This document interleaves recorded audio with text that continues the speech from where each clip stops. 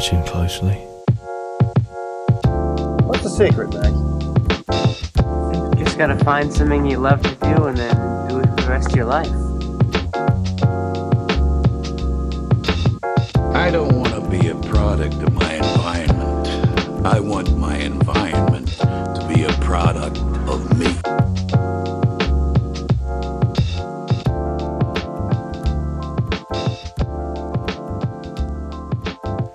Hello, and welcome to The Establishing Shot, a podcast where we do deep dives into directors and their filmographies. I am your host, Eli Price, and we are here on episode 90 of the podcast. We're kind of getting to the end of the 2000s run, the aughts, if you will. I don't like really saying aughts. It sounds weird. The end of his 2000s run's coming up. I think the next movie is his last one in that run. This movie we'll be covering today is Munich. It is a lot. There's a lot to talk about with this one. So I'm excited to have Dave Lester back on. He's been a guest a few times now on the show. But Dave, it's great to have you back on. How are you? Hello, Eli. Hello to all your audience. Thanks for having me again. Always excited to talk Steven Spielberg. I think I talked about last time. I think of him as a third grandfather. And apologies to you and your audience last time. My audio was horrible for Duel, which is a very, very fun made-for-TV movie. I think we got it fixed this time, hopefully. Yeah. Yes. Yeah. Just, it's part of the podcasting. There's always a technical error sometimes in there, but at least, you were audible, like you could hear you and understand you. So that's most important, I guess. But it sounded like I was on the phone and somebody was maybe like overhearing me on the phone talking to somebody else. That's what it sounded like. Well, it's fine. We're back rolling. We're back.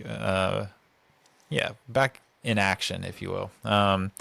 Dave has a couple of podcasts that he's part of himself. So he has one that he is a co-host of called Veterans of Culture War, and then a podcast that he does that he hosts. You have guests on there pretty often. I do. Most of your episodes now, I think, have guests, but it is called "Does the Bible Say That?" and it is kind of walk step by step through the Bible, kind of examining it. So really interesting. Both of those. Do you want to kind of give your pitch or kind of where you are with both of those podcasts, what you have coming up?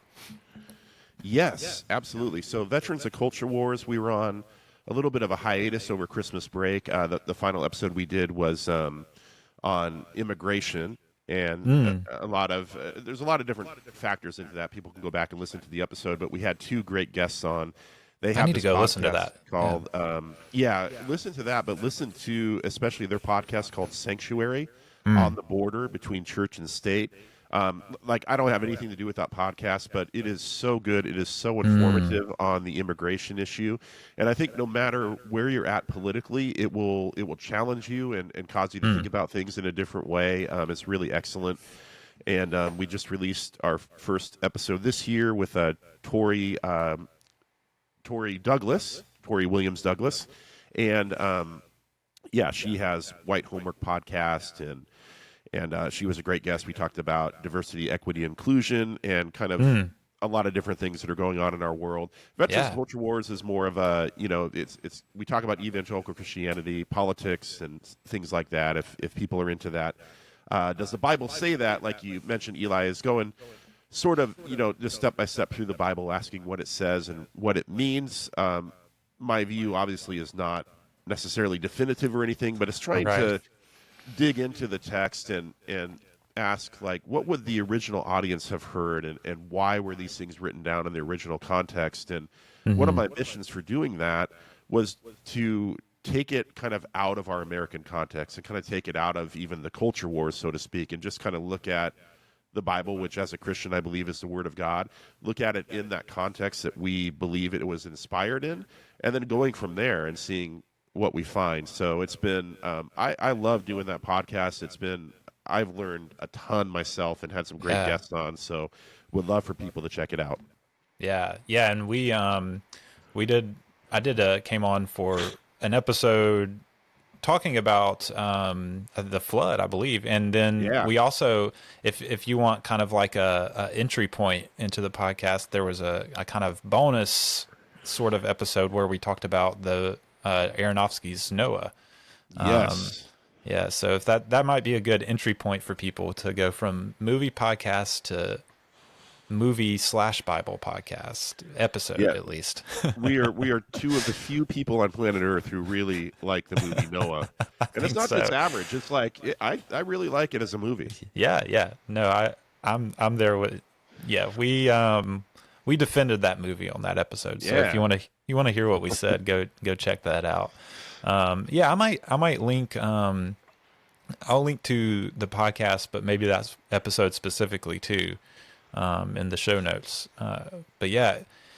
So you've got what's funny to me, not funny, but I guess just ironic to me is the last two on Veterans of Culture War have been about immigration and DEI, and here we are about to talk about a movie dealing with Israeli-Palestinian conflict, and yeah, a movie that came out in 2005 about a conflict that a situation that happened in 1972, and it's still incredibly relevant, I think, this movie. So yeah, Dave in the Duel episode shared kind of his background in Spielberg, so you can go back and listen to that intro of that if you wanted to hear Dave's story about growing up with Spielberg. But yeah, let's jump into Munich, because there's a lot to talk about here. It's it's really, really.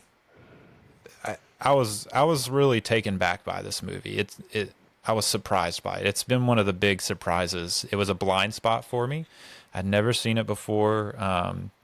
One of the fun things about these series is you get to fill in all the director blind spots that you have. So, yeah, I was I would say it's one of the biggest surprises, if not the biggest surprise so far of the Spielberg filmography.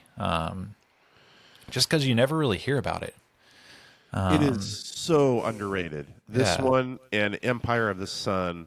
Mm-hmm. I don't think it's even really debatable that those two in his entire filmography are just severely underrated and hardly ever talked about anymore. Well, Yeah. Munich, I think, as we'll get into, I think is talked about in some movie critic circles, I think for sure, but Yeah. not necessarily by just normal everyday people. Right. And it's crazy because, like, if you go look on Letterboxd, like, they both are rated 3.8, which is a really good rating on Letterboxd. Because it's a crowdsourced rating system. I mean, there's tens of thousands of ratings that go into that. So to be at a 3.8 star out of 5 is really good. So people that have watched it know, but just like not a ton of people have watched this movie, I don't think. At least not now. But yeah, let's go back to the beginning, because it all started really back in 1972. Spielberg, in one of the behind the scenes, said, quote, "I don't think I ever heard the word terrorism before September of 72, unquote." So this was a really big moment in kind of world history, I think. A moment that, like, I wasn't terribly familiar with. I was born in the early 90s, and so maybe it's just kind of like the kind of news and buzz around this had maybe fizzled out a little bit by then. By the time I would have been aware, it would have been the 2000s. So, so this just, I didn't really know anything about this going in. I kind of did a little bit of like looking into it before I watched the movie, just so I would understand the context. But yeah, September 5th of 1972, you have eight Fedayeen, which is just, it's a Arabic word that kind of means someone like willing to die for their cause, from what I understand. And honestly, like, I'm not sure if that's a term that they claim or if that's a term given to them. So maybe I shouldn't even say that, since I don't know if it's like derogatory or not. But I mean, I guess they were like taking people hostage and killing them. So maybe you can be a bit derogatory about that. I don't know. But yeah, tread lightly, I guess. That they infiltrated the Munich Olympic Games, and they took, I guess they really only took 9 Israeli hostages, because 2 of them were killed kind of in the initial part of them, invading their space. So they take them hostage. Golda Meir, who was the prime minister of Israel, am I right in that she was the prime minister? Correct. Do you know? I'm not an expert on Israeli history, but I think that sounds right. Yeah. But she really like stuck to the do not negotiate with terrorists policy that Israel has. So they did not negotiate. It ended with 17 people dead, including all 11 Israeli athletes, 1 German police officer, and 5 of the hostage takers. The other 3 hostage takers were apprehended.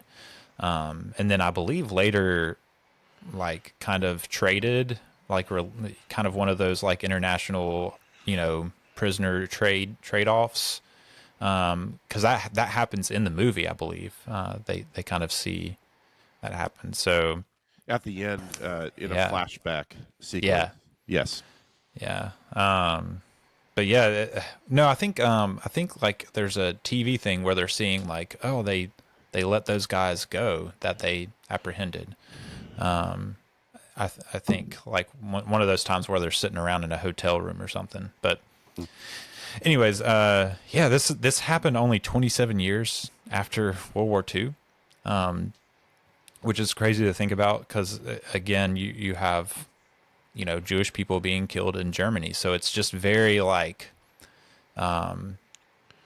full of, meaning and trauma and just horrible, very, very, I don't know, not even words for it, I guess. I can't even come up with the right word to describe the feeling that must have been held by especially Jewish people, witnessing it over the television. It's not only the murder of the citizens of their country. It's, right. It's something that happens on the world stage, like you said, after the horror of the Holocaust. And so I do think there's compounding trauma, and I think there's trauma going obviously in a lot of ways in the story as we'll get into, but especially for that. It happened 8 years before I was born, and like you, I didn't really grow up hearing a lot about it. I don't know when I first knew about this terrorist incident, but yeah, just a horrible, horrible thing to have happened just to athletes who just wanted to compete and represent their country. Yeah. Yeah. So, it kind of spirals the Israeli-Palestinian conflict into a new like era of violence, unfortunately. And, so 1984, this is kind of where the movie, like this movie that we're going to talk about kind of starts with this 1984 book called Vengeance by a Canadian journalist named George Jonas. It is kind of about the aftermath of this Munich terrorist event. It talks about a group of 5 men sent across Europe to kill 11 Palestinian leaders presumed responsible for Munich. And so his main source, Jonas, the author, is this the protagonist of the book, who goes under the pseudonym Avner. This is a guy who eventually quit the Israeli Secret Service. So this is his main source. It's as I'm sure people know, because I'm sure they've watched the movie, it's the protagonist of the movie, played by Eric Bana, or Bana. Is it Bana? I don't know. Sounds good. The first one. It's in an Australian accent. I know that. But this book was initially called A Tissue of Lies by Israel. But some former Mossad agents officially acknowledged the mission in 1993. So not necessarily like the details that are in the book, but just that there was a mission like this in some sort of way. They basically said, okay, something happened. That's all we got. Right. And those documents are still classified, as far as I know. At least they were at the time of the movie being made, because I haven't looked if they've been declassified since then. But yeah, at the time of the movie, it definitely was still classified. So we still don't really know the true details of that. This book was turned into a TV movie in 1986 called Sword of Gideon. I have not seen that, but and yet it actually not this story, but the story of kind of the people covering the Munich Olympic hostage situation is a recent movie, September 5. I haven't seen it. Have you been able to catch up with that? It's on the list, but I have not seen it yet. I've heard pretty good things about it. It was nominated. By the time this comes out, people will know who won for adapted screenplay. But it was nominated for adapted screenplay. I think. I think it was adapted. I don't think it was original. But yeah, I've heard it is a well-written movie. So I do want to check that one out. But alas, it's not about the same thing this movie is about. This movie is about the aftermath. And so Barry Mendel, who's a producer, reads the book. He shares it with Kathleen Kennedy, who, as we all know, is Spielberg's producing buddy, and she shares it with Spielberg. So in a chain of events, they all kind of like come together, and they're like, we're going to make this movie. Spielberg commissions a script pretty quickly, and there's basically like 3 years of him trying to work with different writers on an adaptation of this book. So the first people are David and Janet Peoples, who wrote the movie 12 Monkeys. Never seen that. Ooh, that was good. Yeah. I've heard good things, just never seen it. Charles Rudolph was the next one, who wrote The Interpreter. Haven't seen that either. Yes. Yeah. And then the last guy to take a hack at it before we get to our main writer was Eric Roth, who wrote Forrest Gump. Definitely have seen that. So, and among others, he's written other things too, but that was probably the most popular of the things he's written. But yeah, Eric Roth, he doesn't still end up with writing credit on the movie. I think because they kind of kept his general structure. So they kind of had to give him writing credit on the movie, but it's not really his screenplay isn't like really what they went with. It was just kind of like the general structure of it that they kind of took and ran with and developed.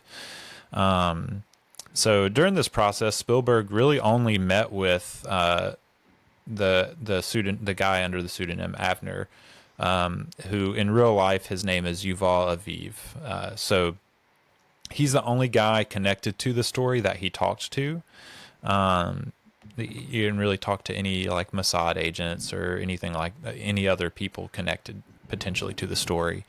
But he also was getting intel from like Bill Clinton, Dennis Ross, who was an ex-diplomat, and even his rabbi. So he's really trying to like dig into all the different angles around kind of the conflict and the situation and the politics and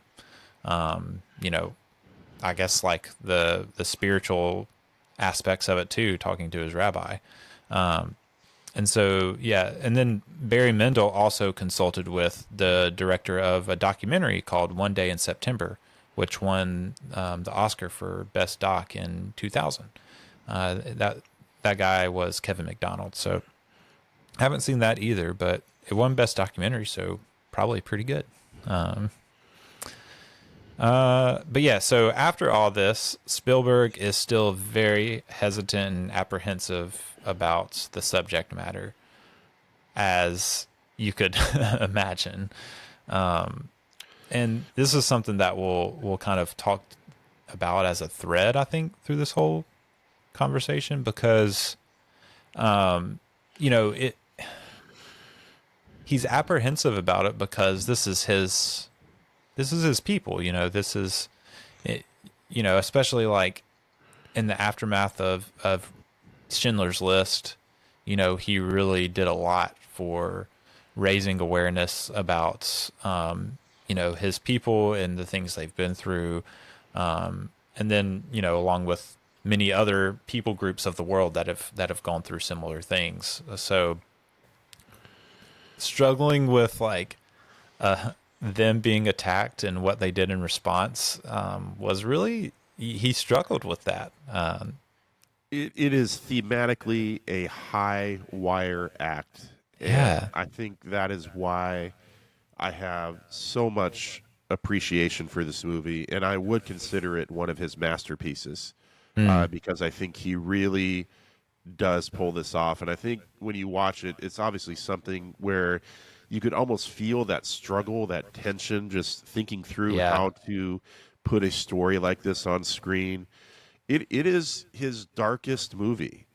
And I think I don't know if this takes us too far afield from what we're talking about, but I might as well get this in here now too, that all these people who say Spielberg is just a sentimental filmmaker, he's not a sentimental filmmaker at all. You can go back. I mean, you already covered Always on your podcast. That's a cheesy, sentimental movie. Okay, sure. It's one of his worst movies. But by and large, over his filmography, he is not sentimental at all. And this is definitely not a sentimental film. It is a very dark film. Yeah, it's what I think what you see when you take in the whole of his filmography is that like he kind of goes back and forth. So, and then like a lot of them are, even the quote unquote sentimental ones are kind of like bittersweet. Like, I mean, even you think about E.T., like probably what most people would think of as like peak sentimental Spielberg is kind of bittersweet. Like the alien leaves and then you're left with like them having this awesome experience, but then they have to like go back to their life, like, and figure out where to go now, And he famously said that movie was about his parents' divorce and how he was dealing with the pain of that, which comes up again in the Fabelmans later on. Yeah. Yeah. And so, and then too, like you think about like AI, which is really like, the reality is it's a very dark movie. I think a lot of people misread the ending of that movie as like some cheesy sentimental ending when really like it's a very sad, dark ending. That's shot in a kind of ironically in a sentimental way, I think, which is very, Kubrick is obviously all over that movie. So I think that's why it has that like kind of ironic, sentimental, but not really kind of ending. I think I read, I don't know if this is true, and maybe I think that ending was actually Kubrick's idea. It was, yeah. Yeah. So it wasn't even if you want to take it as sentimental, that wasn't even Steven Spielberg's original thought. It was his collaboration with Kubrick. Yeah. And in this too, like, I think one of the big things, like Kathleen Kennedy talked about 9/11 really shifting his kind of, I guess, the impetus of his filmmaking, I guess, purpose, it really like he like didn't want, at first he like didn't want to be seen as like capitalizing on a tragic event. Like, oh, this tragic event just happened and now Spielberg's trying to like capitalize on that with this big movie about some terrorists. And so, but then like seeing kind of like the aftermath of what happened and the US's response and all that, he was like, okay, I need to make this movie. This is important. And that really shifted his worldview, I think, in a lot of ways, because he really like he's made dark and movies dealing with deep things, but this movie is very political, and I think that's a new like kind of direction for him, because as we'll see with this movie and then some of the movies he makes in the 2010s, he's much more willing to really like dive into political thrillers, political dramas, and so so this really like shifted for him, and I think it really started with finding Tony Kushner. He kind of, I don't remember, like he must have like seen one of his plays or something, or maybe someone just connected them. I didn't really like see exactly how they got connected. Maybe it was Angels in America. I think that was on HBO. Was that early 2000s or late 90s? And that was I think it was a Tony Award-winning play, and then they turned it into a miniseries. It was a huge cultural film. Yeah, he won the Pulitzer Prize for that. And so I've never seen that, or I know there's a adaptation of it, like a film adaptation with it had a great cast. I was like, man, I need to see this. It's very long. But it was like a mini series on HBO, or like a 2 or 3 parter, something like that. That makes been sense. A long time for me, but yeah. I need to check that out for sure. But yeah, he won the Pulitzer Prize for it. Kushner is a Jewish American playwright. That's what he's known for mostly, is being a playwright. And it was a risky choice choosing Kushner for Spielberg, because Kushner was kind of a well-known, outspoken left-wing critic of the Israeli government. He had always questioned the Israeli-Palestine conflict. He had like a series of essays in 2003 called Wrestling with Zion. And he considered the creation of Israel a mistake.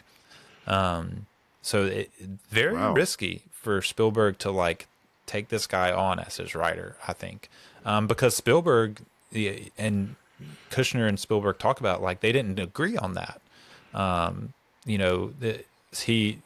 Spielberg didn't consider the creation of Israel a mistake, and Kushner did. And I love this. I loved this little quote that I pulled.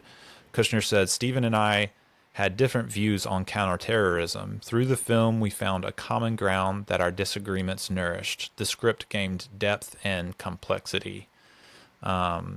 And so I really appreciate that Spielberg, found someone with a totally different viewpoint from him, and then like worked through the story together. And I think that really comes out when you watch the film, that kind of wrestling with kind of different viewpoints. It helps the high wire act, definitely, as far as the tension with the themes. And maybe we'll have more to say on that later as we come to kind of the politics of it. But I definitely have some thoughts of the people who are going after Spielberg for this movie. I think it's just unfounded, but we'll continue. Yeah. We'll definitely get into that, because I do have in the kind of like response to the movie section, I kind of have a lot of like pull quotes from articles at the time that we'll kind of jump into. But yeah, so, really for this story, at the time, the only quote unquote reliable, I guess you could say, source was this book by George Jonas, Vengeance. But Spielberg says 3 facts were indisputable. He says this in one of the behind the scenes things. He says, 1, the athletes were massacred.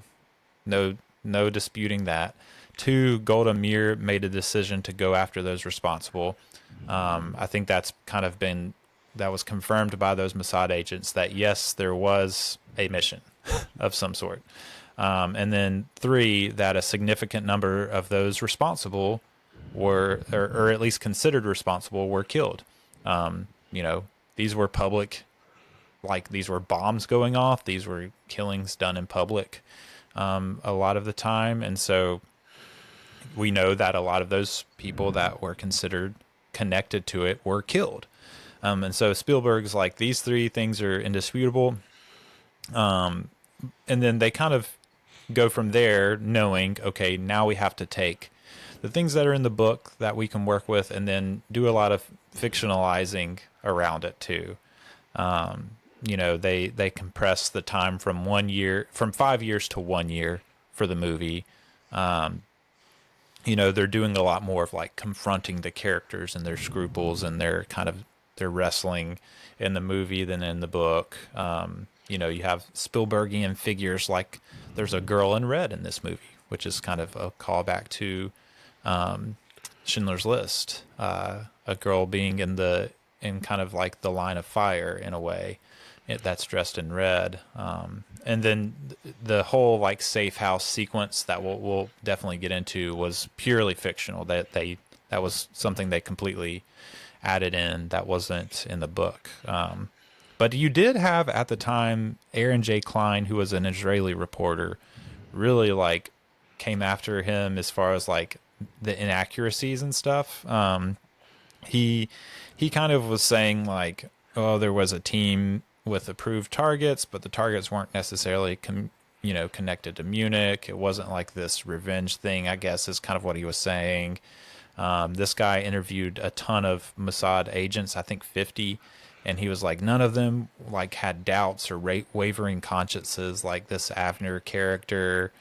They were all very like committed to their cause, which to me is like, okay, but there could have been one guy that was that was doubting, He said their goal was deterrence, and he did actually write a book that released the same month that this movie released, called Striking Back.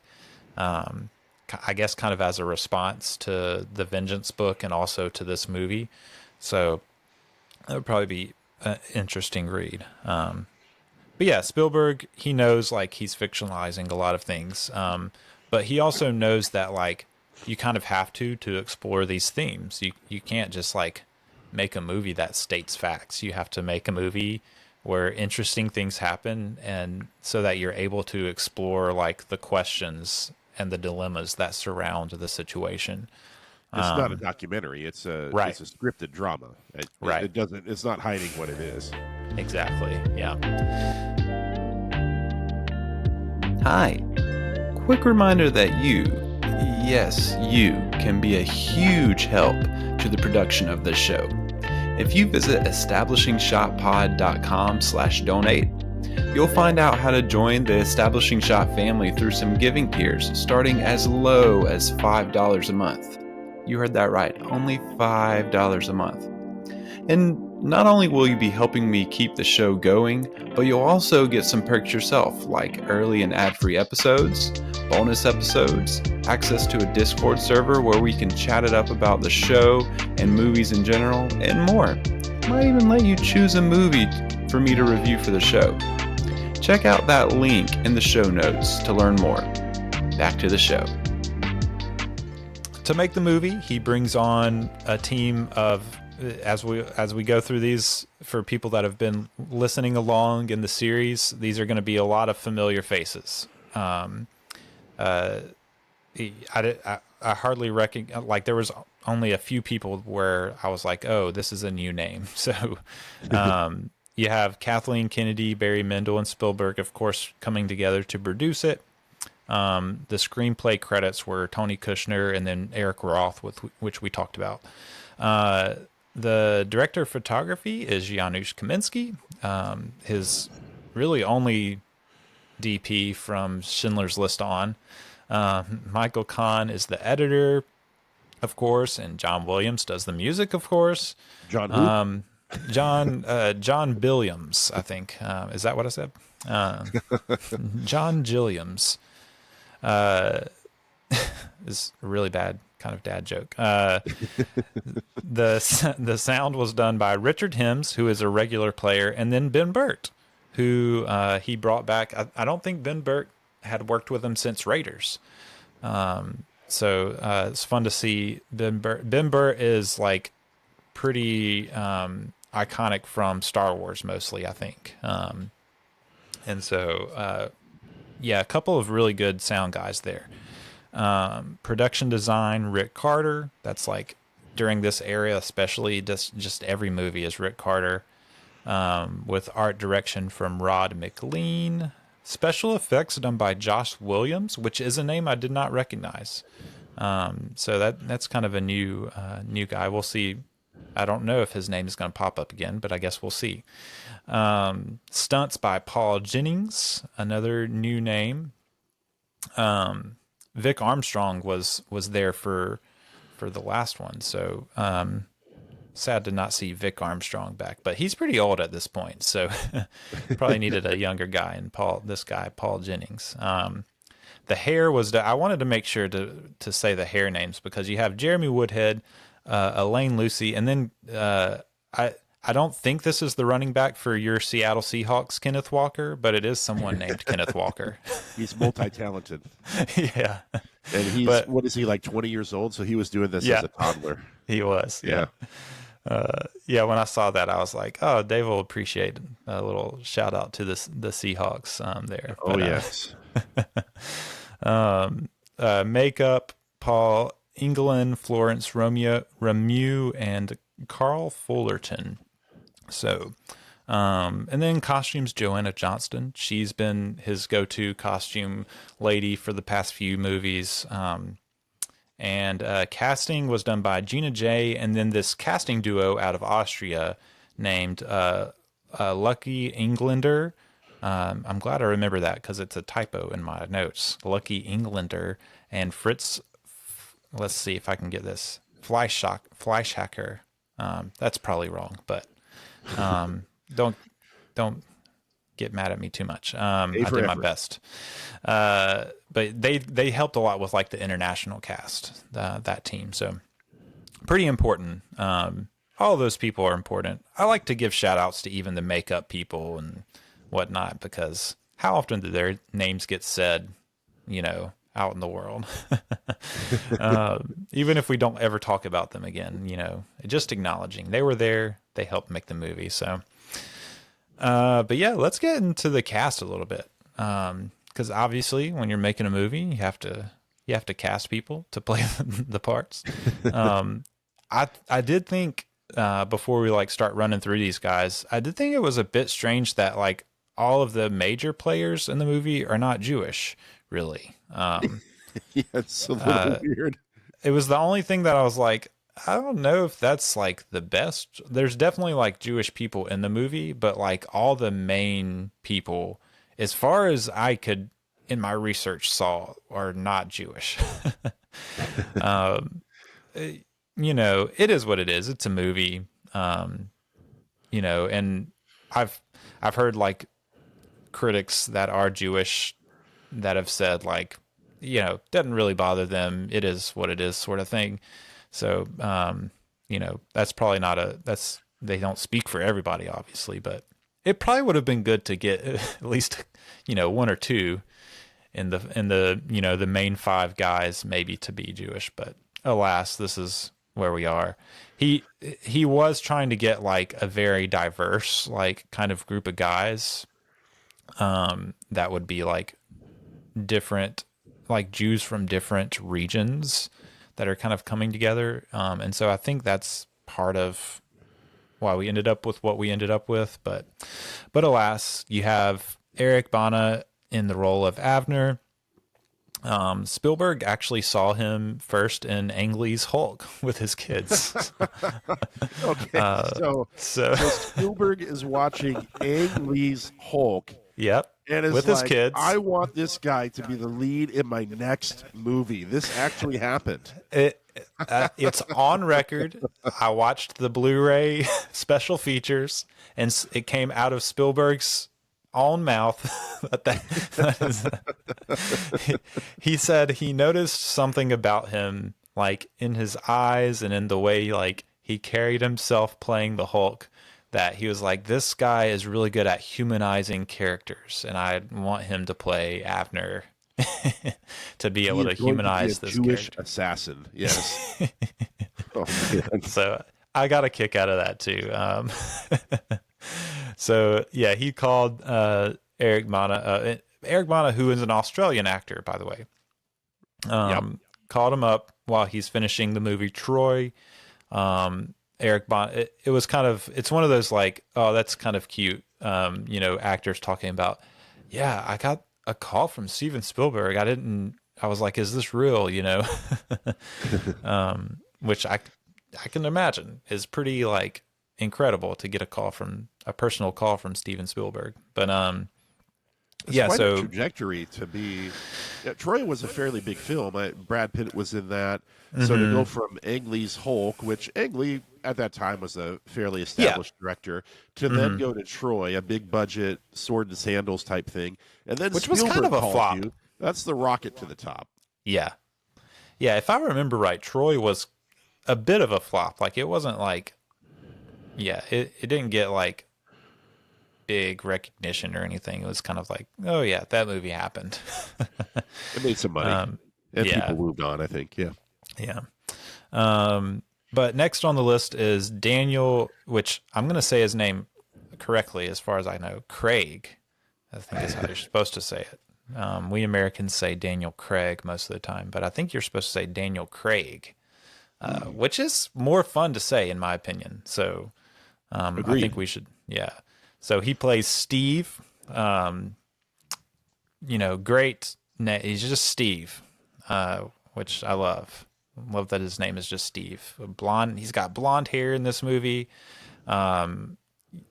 Just like full of energy. Love seeing it. And he's cast just before he's announced as the next Bond. Because Casino Royale came out a couple years later. 2 years later. Yeah. So they cast him, and then like I don't know if it was like during production or maybe like before, sometime around like the release, he was announced as the next Bond. So that's pretty big. Get to be in a Spielberg movie, and then you get to be James Bond. Pretty cool. He made a ton of money. Yeah, from Bond. So we've got an Australian, now we've got a Brit, and now we're gonna get to our Irishman. And Kieran, is it Kieran? Is that how you pronounce that? Kieran Hines? I'm not sure. Maybe. I know. So there's a way to spell Kieran that's not like this. Like Kieran Culkin is spelled a different way than this. Yep. But I think that's still how you pronounce this. He plays Carl in the movie. Hines is kind of one of those guys that like it feels like he's a pretty good like character actor. He kind of like pops up in movies and like just kind of like does a really good character, Matthew Kasovitz plays Robert. So now we've got a Frenchman coming in, and this guy Matthew Kasovitz, which it would make more sense that he's French when you see how his first name is spelled, not like we spell it with the EW, but with the IEU. So we've got Australian, Brit, Irishman, Frenchman, and of course we've got, rounding it out, our German in Hans Zischler. They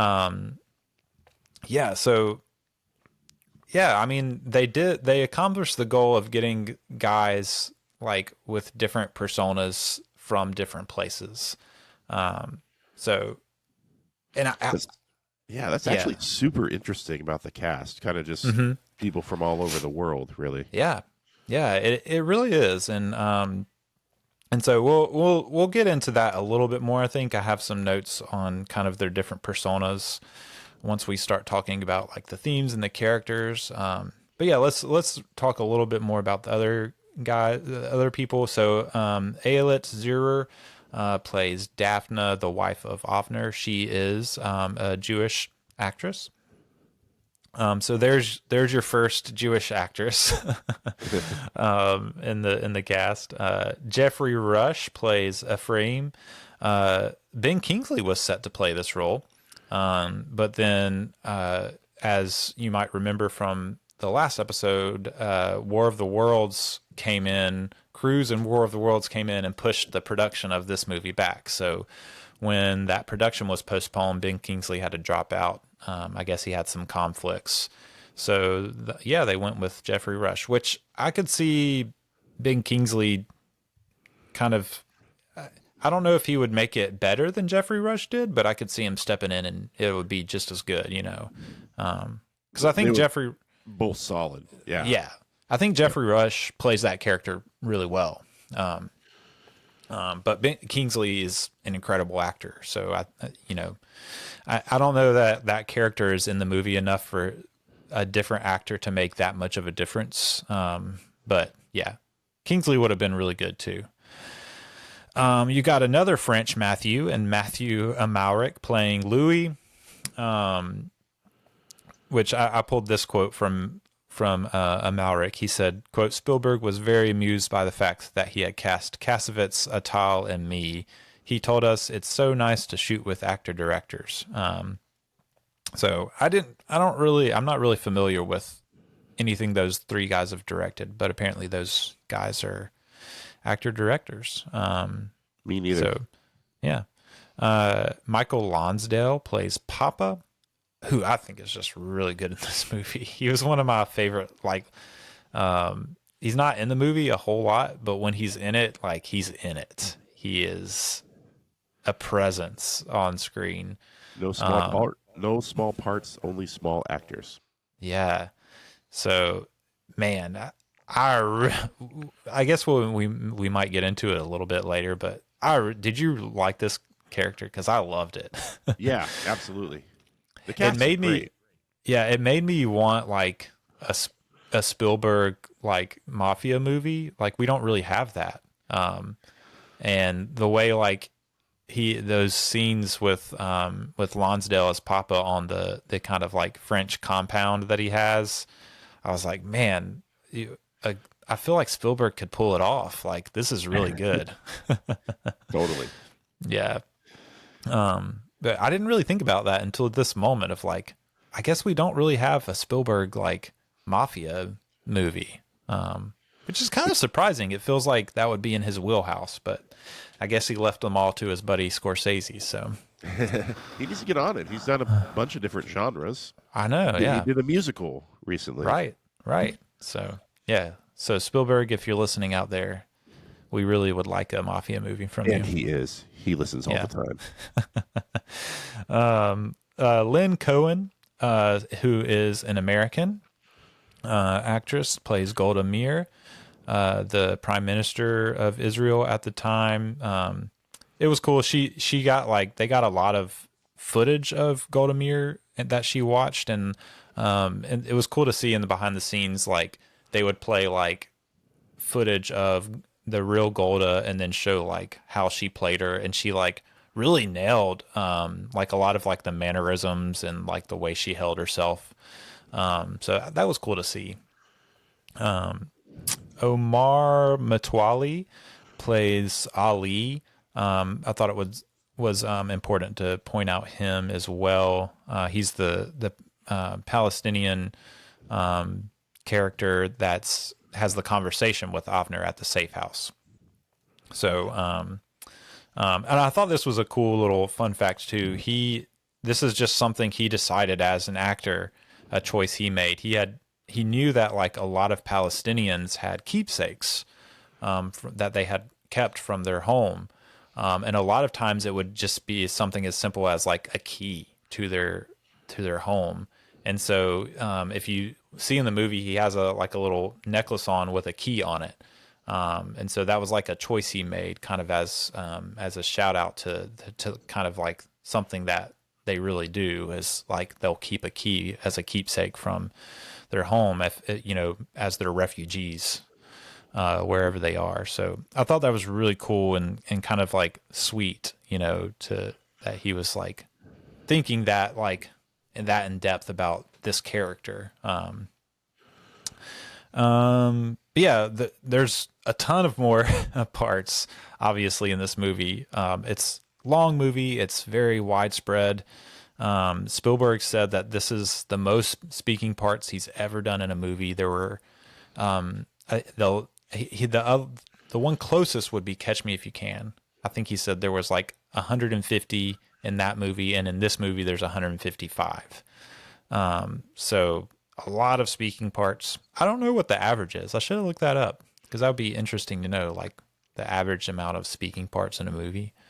I would probably guess less than 100 in a typical like movie, in your average movie. I don't know. Yeah, I never thought about it. Yeah, I haven't either. There's Until now. there's a ton of movies where, I mean, you have maybe 10 speaking parts though. So, yeah, so he was working even to make like those small characters memorable. Like he talked about sometimes he was choosing between 10 to 20 actors for just a 2-line role. I can't wrap my mind around that. I would have told someone else to find those people, but I guess that's why I'm not Spielberg. So, yeah, a few other shout out to a few other people. I mentioned Ivan Attal plays a guy named Tony in the movie. Gila Almagor plays Avner's mom. Mireille Becker plays Yvonne, who's a woman early in the movie. Valeria Bruni Tedeschi plays Sylvie, another woman that pops up. And then Marie-Josie Kroes plays Jeanette, who is the Dutch assassin that we see in the movie. So, yeah, so they got their cast. Production starts on June 29th, 2005. And so they have a 71-day shooting schedule, but they finished in 68. So, big props to them for that. Finished in late September 2005 with the shooting, which is significant if you know when this was released, which was December of that year. So, very quick turnover with this movie, which I will probably talk about. But yeah, so Spielberg wanted to shoot on actual locations in the movie. Not really realistic. Half because there's a lot of locations, and half because the locations weren't really like Rick Carter, the production designer, basically said those locations wouldn't have really been good for filming. And so they really shoot mostly in two places. So they shoot kind of the Mediterranean locales in Malta. So Malta kind of stands in the movie for Cyprus, for Athens, for parts of Rome, for Tel Aviv, and for Beirut. So all of those like kind of Mediterranean locales they shoot in Malta, in various locations in Malta. And then the old Europe locales are all filmed in Budapest. So you have some of Rome, some of Paris, and then the London scenes are all shot in Budapest. Which is, pretty cool. They talked about how like you could kind of like walk, you could be in a place where it's like, oh, this looks so much like Rome, and then like walk a few blocks down the road and it's like, oh, this looks like London now. Just, I guess, a very like internationally influenced city, I guess, in Budapest. But yeah, really cool. They also used this old ice skating rink that was out of commission, a big building that they used to build a bunch of sets in. So they hired a bunch of like locals in Budapest and built a lot of the sets there. So like really they didn't shoot. The only thing they shot in the States was the kind of New York City scenes there for the end. So even like the scenes that are on a set, they use this ice skating rink to build those things in Budapest. So yeah, they do shoot a few days in Paris. Spielberg was like, I wanted some real shots in Paris so that I could trick people to think I was really going to all these places to shoot. Because I mean, when you put the Eiffel Tower in the background, you're like, oh, he's really in Paris, but it's really like they shot like one scene there.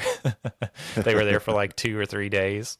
And then I think they shot the compound, the Papa's little, compound thing. I think that was shot outside of Paris as well, in the countryside of France. But then they also talked about like, you can't really shoot New York anywhere other than New York. And so they did go to Brooklyn to shoot those New York scenes there at the end, which makes sense. That's such an iconic look that's unique to New York. Absolutely. Yeah. But yeah, the sets were placed under strict surveillance, close to the media. I think they were just like worried about just the subject matter being,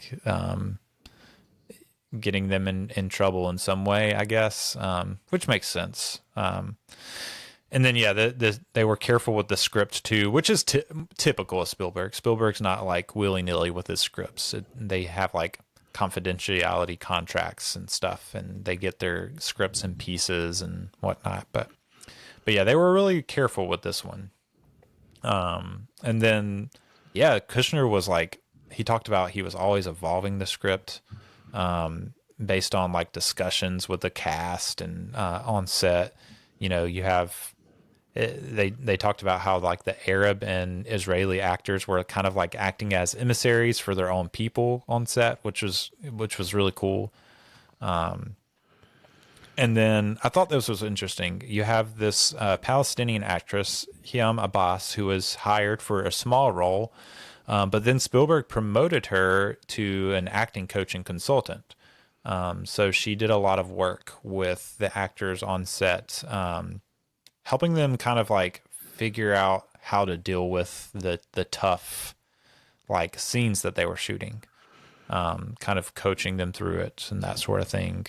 Being a consultant for Spielberg on how he should like deal with it. Because, Spielberg too talked about he was constantly trying to just like keep everyone together just because of the hard subject matter. Yeah. Yeah. And so I pulled this quote from her. She said, "When we filmed The Hostage Crisis, the actors had a lot of trouble facing each other violently. They lived in the same hotel. They went out together. They were friends. Steven shot dialogue scenes between them, knowing he wouldn't use them just to get the mood right." So he's shooting scenes in between to kind of calm things down that he's not even going to use. It's just kind of like, I need to get like the mood back, calmed down, get their nerves calmed down.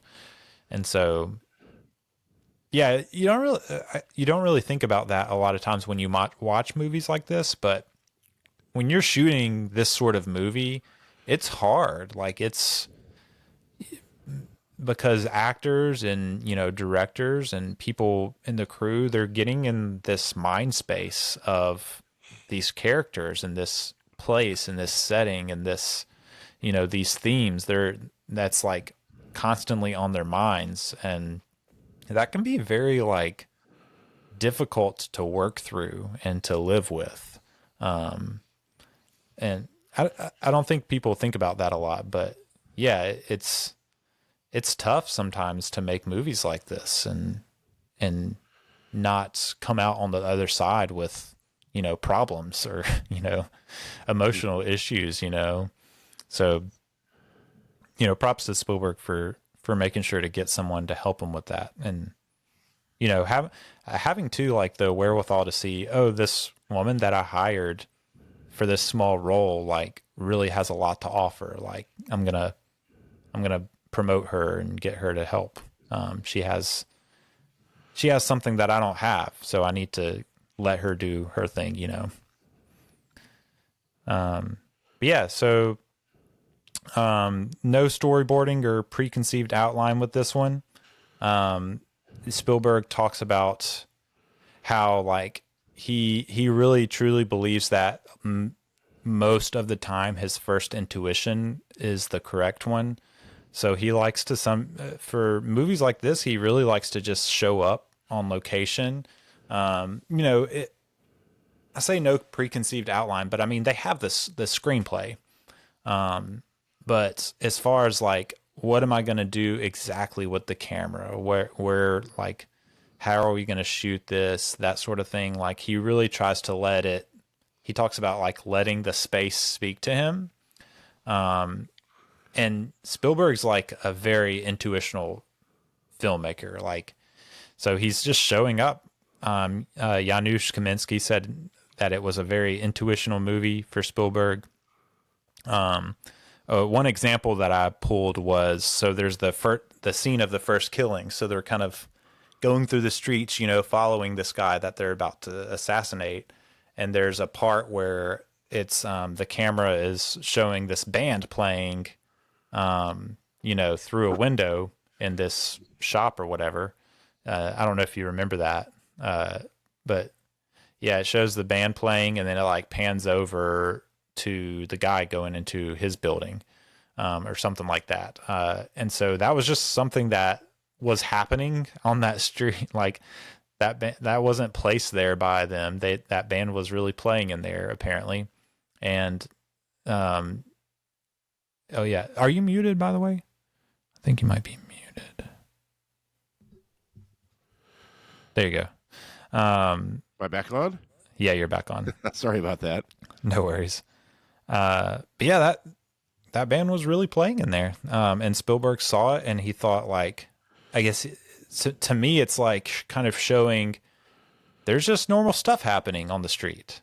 But we know that there's about to be this man killed. And so just letting the space and the location speak to him and say, okay, there's this visual way that I can get that across. So we're going to start on the band and then pan over, that sort of thing. Very intuitional. But yeah, man, let's talk about like a little bit about the cinematography and the camera work. This is a masterclass as far as, to me, this is like one of Spielberg's most well shot movies. As far as I agree. It's the way it definitely looks, the way he uses the camera. Do you have like a standout moment where you're just like blown away by how he captured something? Yeah, we'll probably talk about this a little bit later. The scene with the flashback at the end, where Eric Bana is in the bedroom with his wife, and how that is. I guess it's not cinematography, how it's edited. Of course, the camera work is there too. Right. Yeah, just I mean the shots with the band, the high wire tension scene where they plant a bomb. It was in the apartment, and the phone bomb. The child was in danger. Yeah. With what was going on, and just how that is. I guess the cinematography is good. I feel like right now I'm talking more about the editing as well, but all of that was just super top notch. Yeah. So, it's funny you mentioned that because Michael Kahn was on set, like editing daily. So he had like a viewing machine and was editing in his hotel room, very similar to how they did it for 30 years ago at this point for Close Encounters. When Kahn worked on Close Encounters with Spielberg, he was just there. They had like a house that they rented and they were editing like constantly. And so like really like this is another way that like Spielberg was able to like have a evolving vision for things as they go, because when you're editing like when you're going back from shooting that day and immediately starting to like work through the edit, you can see like, oh, we need to capture this. We need tomorrow, this is going to be really good if we can get this shot tomorrow. And so a lot of times, you'll hear of directors and, people having to do reshoots of things. And most of the time that's because they start editing after production ends and then they realize we needed to get this. So they have to go back and reshoot that. Well, they're doing that daily. And so not only are they able to get those things that they would normally have to reshoot, they're also like, it's helping guide the storytelling process too, of getting new ideas for things, getting new ideas of things to like add that are going to add to, what they're trying to do with that sequence or that scene. So, the editing is super important in this movie. And I think it's I have my little film studies notebook where it lets you like give a rating for each movie, like out of 10, for editing, for music, for, composition, all that stuff. And I gave this one a 10 for editing, a 10 out of 10. Makes sense. It's incredibly well edited, like top masterclass, I think. Yeah, some of the camera stuff, like, I thought it was cool because I did notice that he was doing some zoom lenses, which is very atypical for Spielberg. Usually he doesn't use zoom lenses when he like is moving in on a character. It's usually a push in, which is, actually pushing the camera towards the actor. He doesn't really do anything with zoom lenses, hardly ever. But he did it in this movie because he was trying to capture some like aesthetics from those 60s and 70s movies, those kind of like political thrillers and espionage movies. They used a lot of zoom lenses. And so, one of the things that I can remember is they're kind of, I think it is that first guy that they kill. You have Daniel Craig in the car kind of spying on him while he's reading an excerpt from something. And the camera is in the car, and then it like, you have like, Daniel Craig in the foreground, and then it zooms in on the guy that he's spying on. And I was like, oh, wait, Spielberg's using a zoom. Like, he never does that. So that I did notice that. So when I was doing my research afterwards, I was like, oh, okay, that makes sense. It did kind of give that feel of those 60s and 70s movies. So I thought that was cool. Another thing I thought was cool was Janusz Kaminski talked about, he played a lot with like the colorization.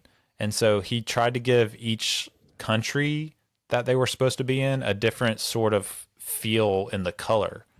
And I don't know that that's something I would have necessarily noticed while watching, but like in hindsight, when I heard him say that, I was like, okay, I could see that, because you do always have a sense of like, when you're in a different place, it feels different. I don't know if you felt that at all, Dave, but yeah, I guess, I mean, now that you mention it, I think I Yeah. can see it. I don't know if I was necessarily thinking about that the last time I watched it.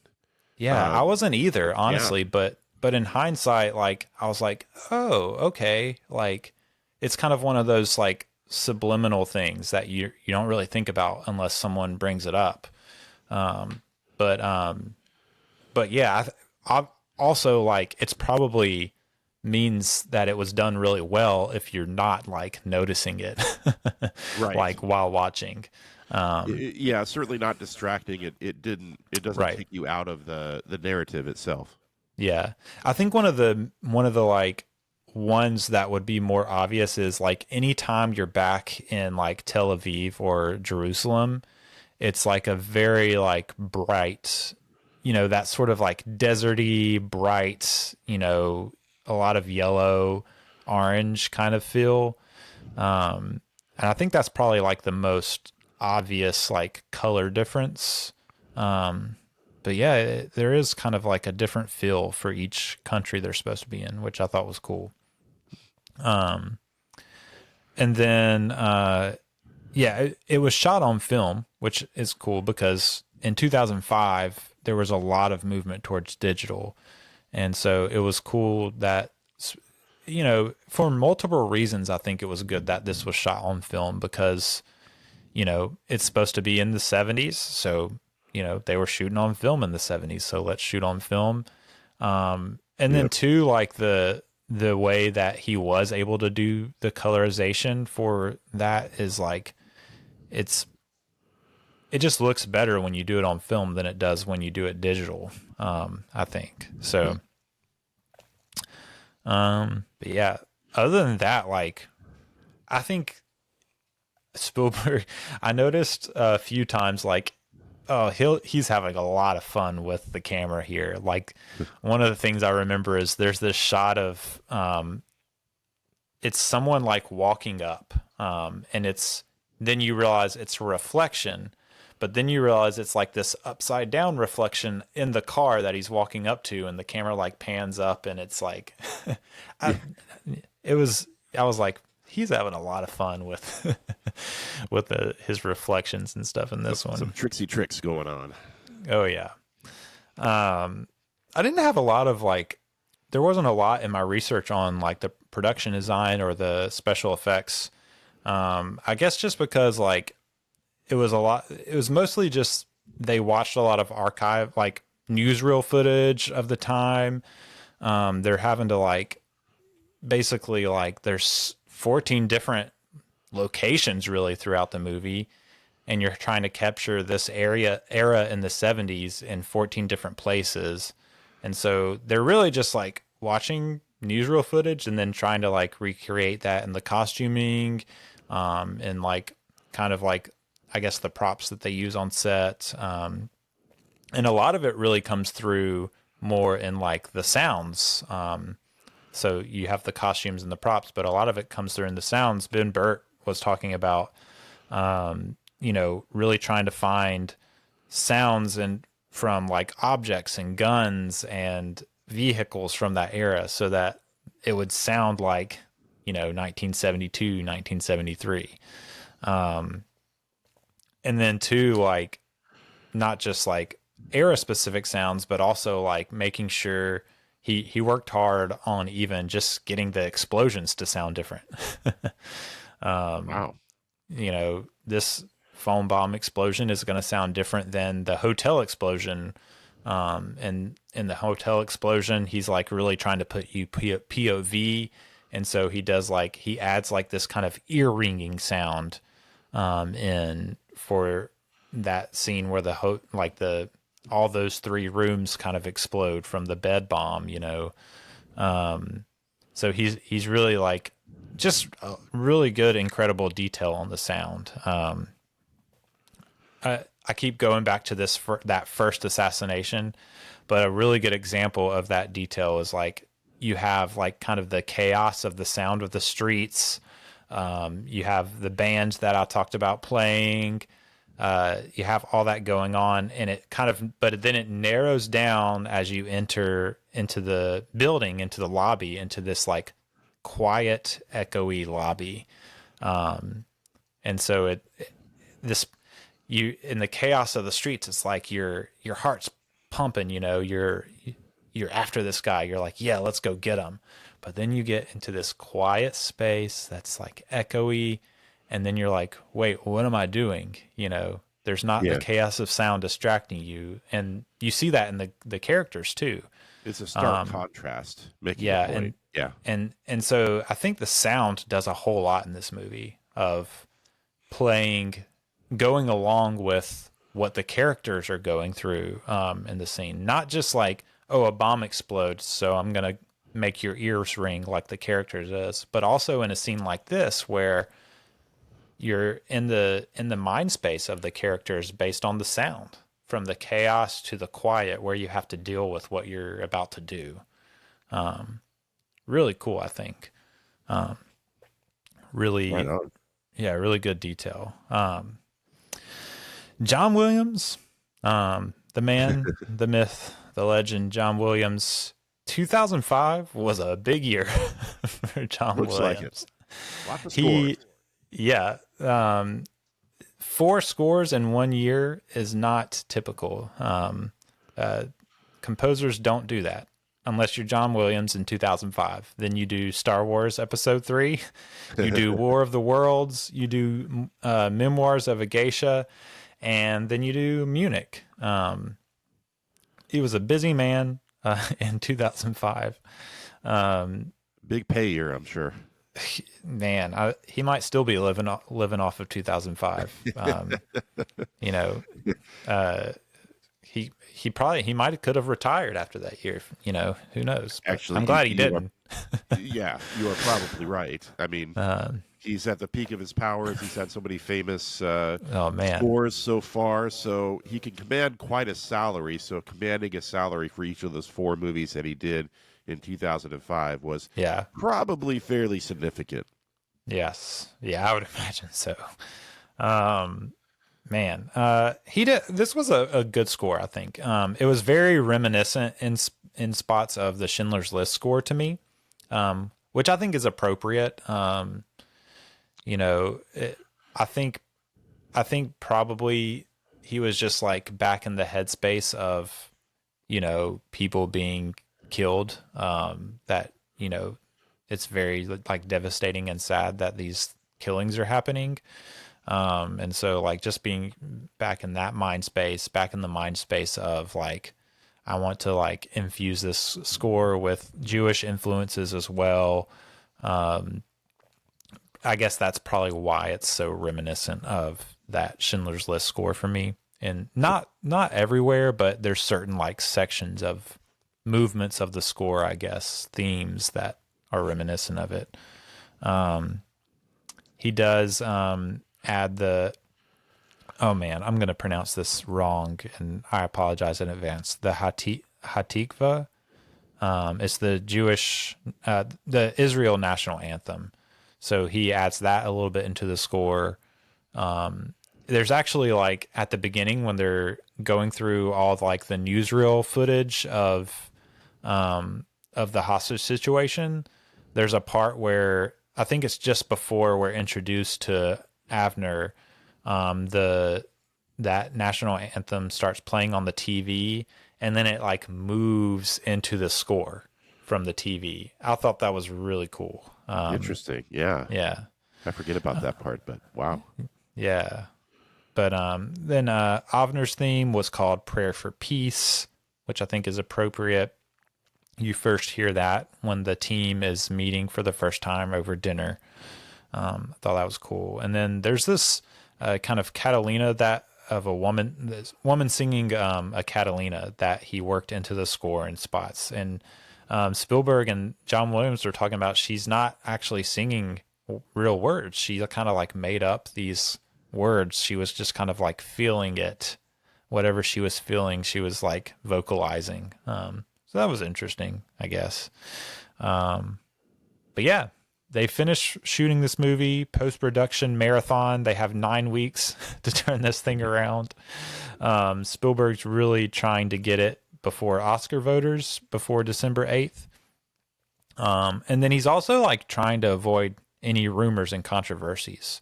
So I guess his thought process was the longer I sit on this, the more people are going to start talking and wondering what's wrong with it, you know? And so, yeah, he did have some of that. This guy, Abu Daoud, who was the only surviving hostage taker from the Munich Olympics at the time, he complained that he had not been consulted. And I'm kind of like, why would you consult him? Like, you don't deserve to be consulted, I guess, in my that's in my view. But yeah, it's a little out there. Yeah. But this was an interesting thing for the movie. The marketing strategy was to let this film speak for itself. So there wasn't really press conferences or hype from his marketing team. There was just a bunch of screenings organized by this guy, Alan Mayer, who was they called it a media crisis specialist. So it's like a celebrity's in trouble. You call this guy. I think like so. Some kind of bad breakup or some bad story gets out there about you. You call this guy to be your spin doctor or something. I think so. And so it wasn't like, obviously there wasn't like anything wrong with the movie, but they wanted a guy that had experience in that sort of thing to kind of like get ahead of it. And so it's actually really smart. What basically all his role was he was finding and inviting political and intellectual luminaries to these screenings so that, you know, as people start to talk about it and they're hearing from these different political and intellectual people, like well-known people, they're hearing informed opinions from all different sides of opinions around this situation. And so basically that's what his role was. He's finding people from different sides of the opinion aisle, I guess you would say, around these issues of terrorism, of the Israeli-Palestinian conflict.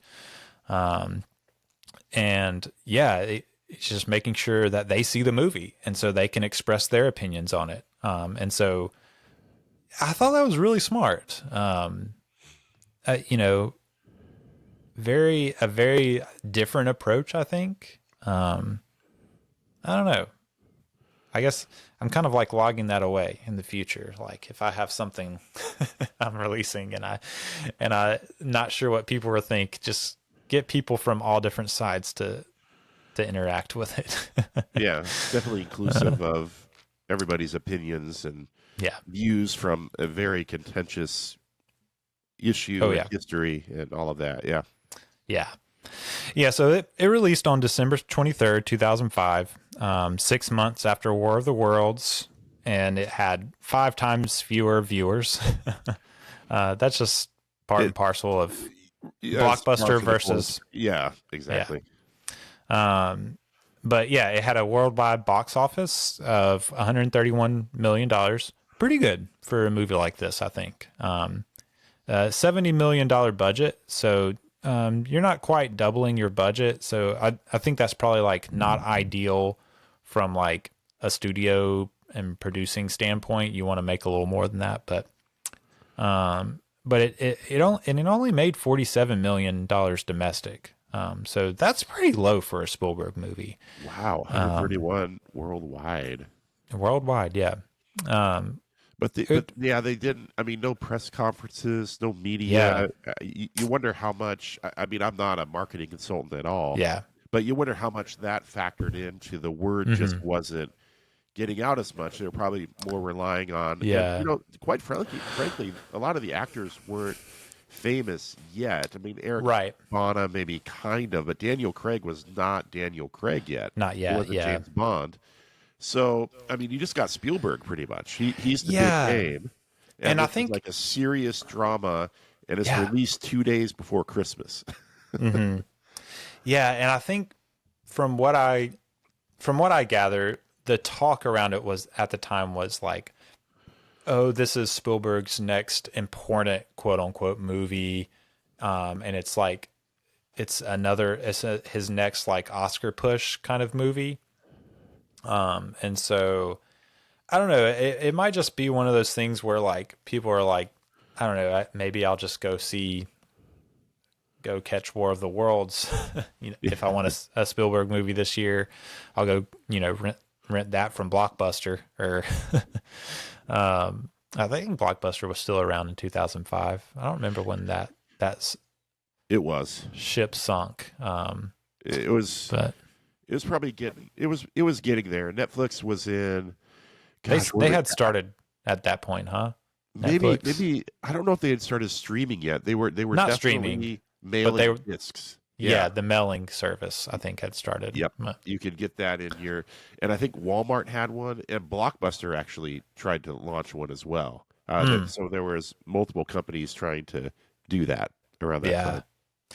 Yeah, but so the number one movie that weekend. So before I say that, this movie opened to only $10 million. They did this like semi-limited release. It was only like 530 theaters, and so it made like 10 million only that first weekend. The number one that weekend was King Kong. So I don't know if you remember that movie. I remember seeing that in the theater. So Peter Jackson's follow-up to Lord of the Rings. Yeah. Which shout out to my grandma. I have a distinct memory of seeing that movie in theaters with my grandma. Of King Kong, not Munich. So I don't think I would have really appreciated Munich at the time for what it is. So King Kong was probably the right choice for 2005, Eli. But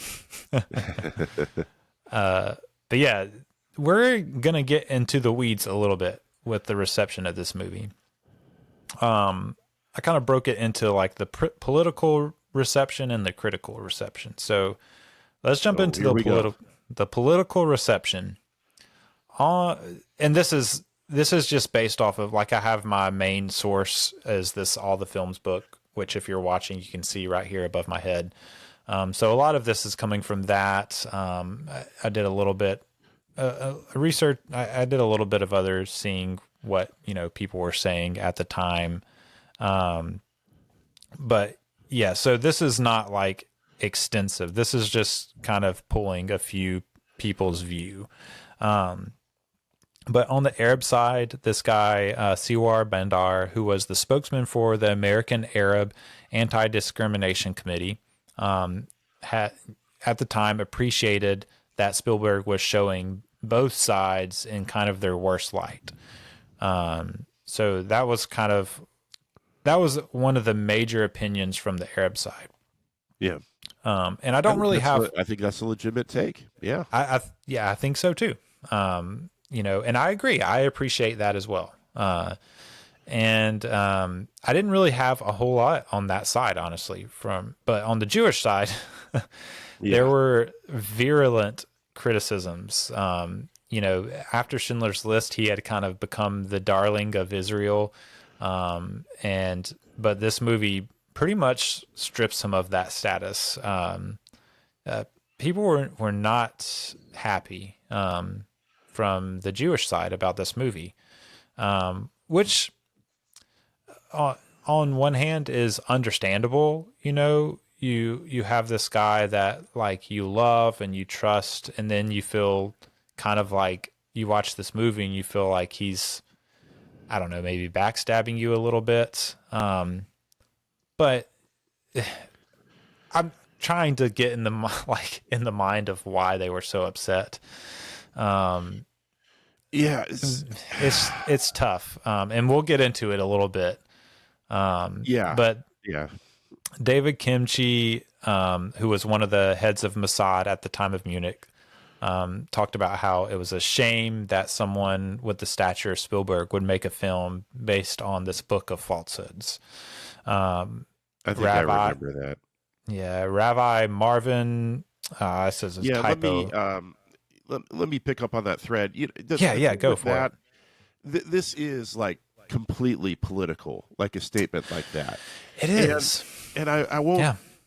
I can't really fault David Kimchi for saying it, because the big issue here is it involves classified information, so we can't really tell what is true and what is false. Right. So it's really easy for someone just to go out and say, this is based on a bunch of falsehoods, according to David Kimchi, which, okay, he's the head of the Mossad. But then there's this other guy who claims he's done journalistic work, or he's met with various Mossad agents who, and, they don't say that it's all true, but they do say there's some truth to it. And so we as the audience, as far as with this issue, we're just left with like, what's true, what's not. We have to say we don't know. Yeah. But again, and we'll probably get into this a little bit later, for me, it's more the spirit and the thematic elements that Spielberg is going to that make this more interesting. Yeah, absolutely. And Spielberg would say the same thing. I don't think Spielberg was like under any like delusion that like this was what happened. He's not an idiot. He's obviously a very smart guy. But he's a storyteller. He's not. He made a film. It's very clear that scenes in the film are completely made up, and he would say so. He's making a story. Yeah. Yeah. And so, when there's a movie like this that's very political, like Spielberg is absolutely making a political statement with this movie. Yes. There's no denying that, even if he tried to deny it. Like you can't make a movie like this and there not be a political statement of some sort. It might not be the political statement you're being accused of, but there's a political statement in some form or fashion, because it's inevitable. You can't not when you're making it on this subject matter. Right. But yeah, so you have David Kimchi's response. Rabbi, I have a typo in my notes, so I don't have his last name, but Rabbi Marvin something. In my notes, it says shirt. So thanks a lot, autocorrect, for changing that, but it's not shirt. It's not Sometimes Marvin's that's shirt. a net negative for me, autocorrect, especially while texting. Yeah. So Rabbi Marvin, who was a consultant on Schindler's List, thought Spielberg was just wrong for making this movie.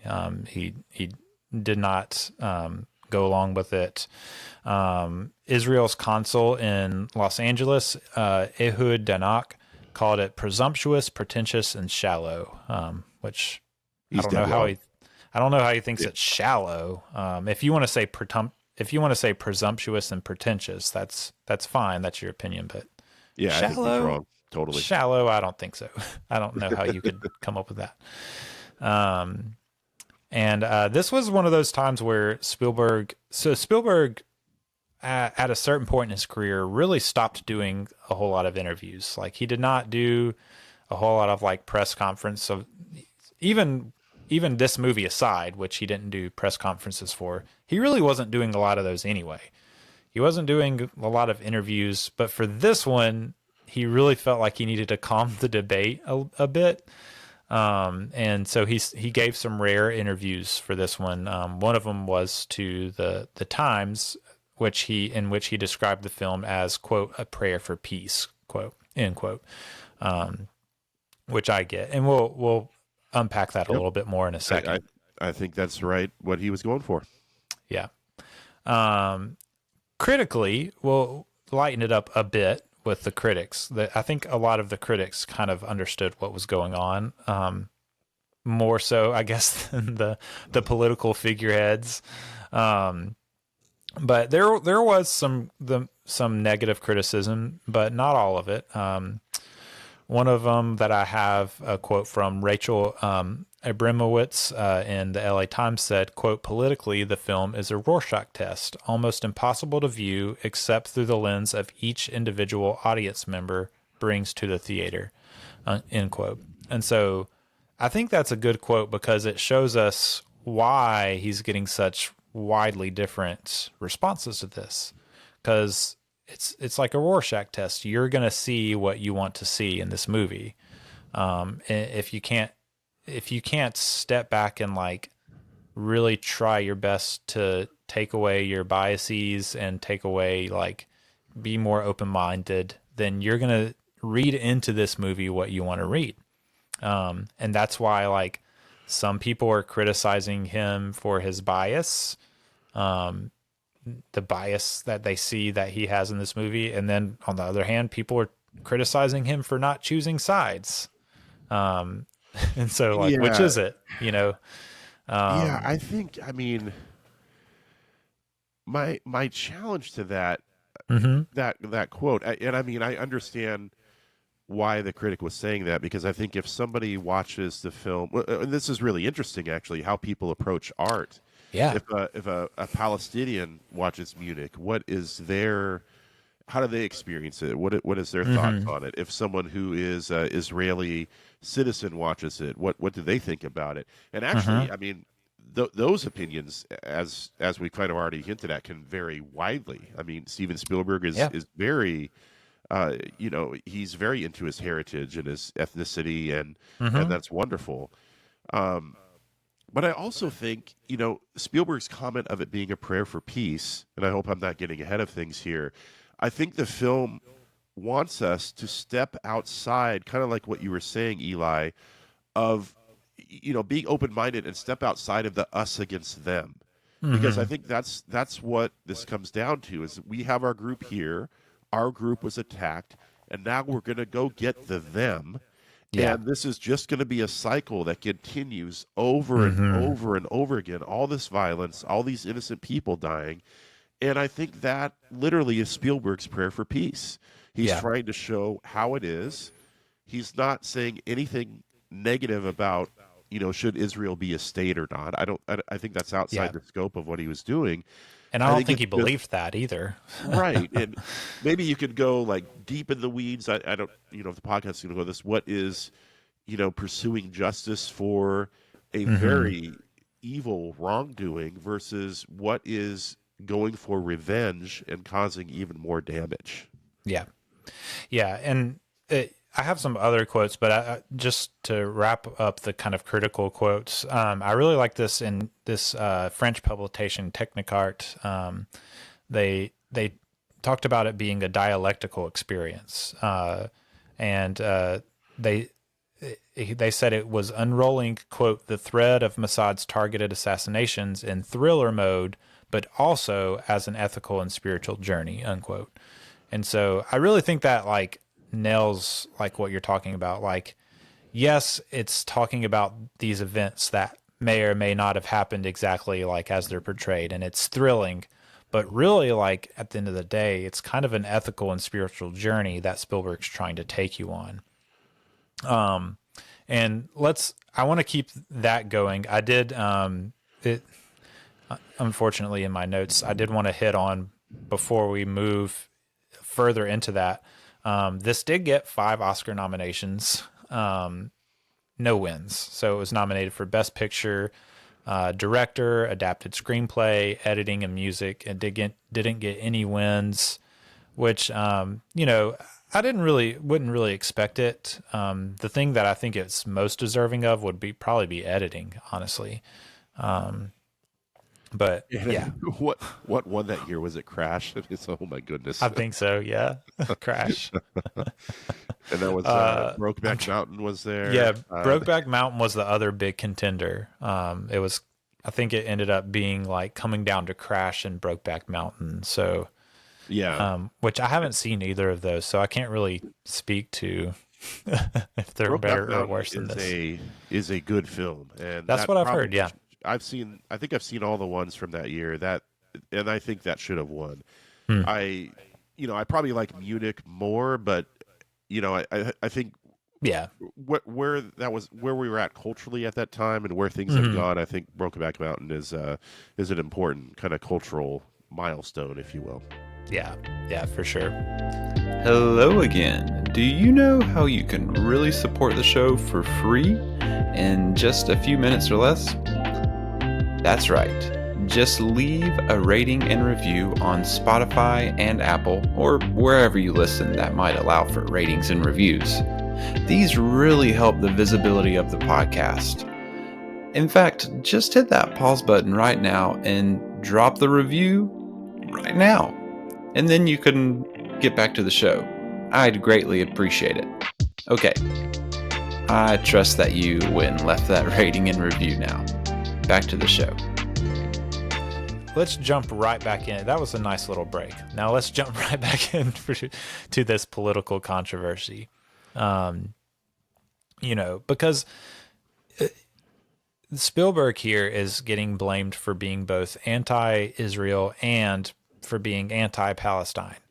And whenever someone's being accused of being of opposite things, like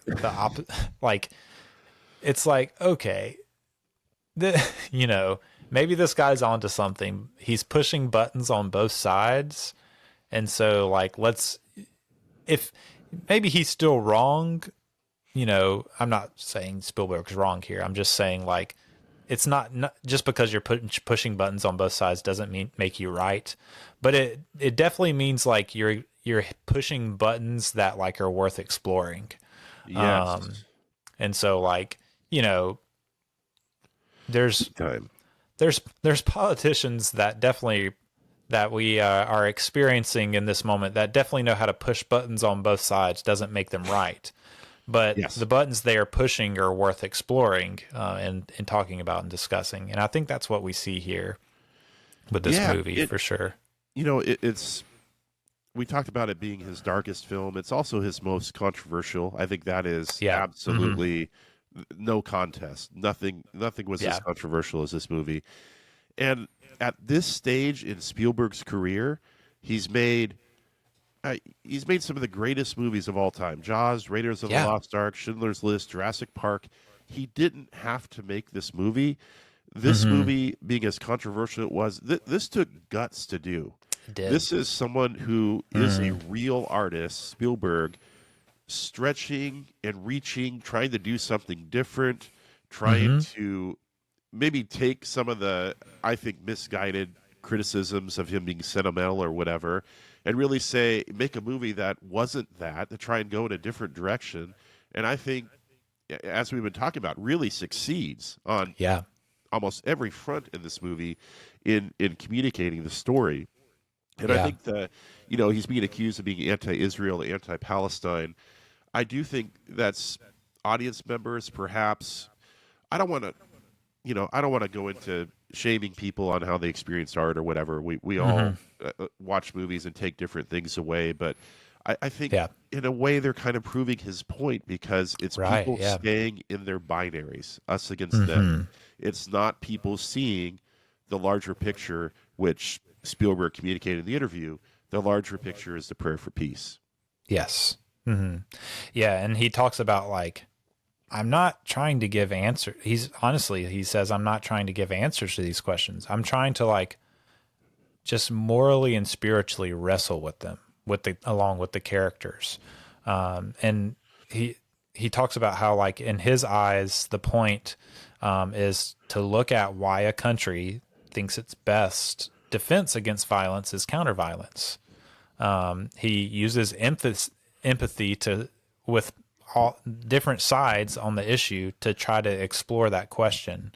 And he even insists, like, in some of the footage, like the bonus footage that I watched, he was insisting it's not a message of non-action. Like, he's not saying, like, oh, they shouldn't have done anything, because he doesn't believe that, and I don't think anybody would say, like, oh, you don't do anything in response at all. Yeah, to be fair, any country that had something like that happen would respond to the people who did it. That's the justice portion. And that's the same thing with what's going on in our world now, October 7th, the horrible day for Israel. I remember progressive Jewish podcaster, New York Times guy Ezra Klein would say, any country on earth that had something like that happen on October 7th, whoever that country was would track down those people to the ends of the earth who did that to their people. And I think that part of it is true now. But again, we're still challenged with that violent question, violence in response. And even, were all of these people killed, were they actually involved?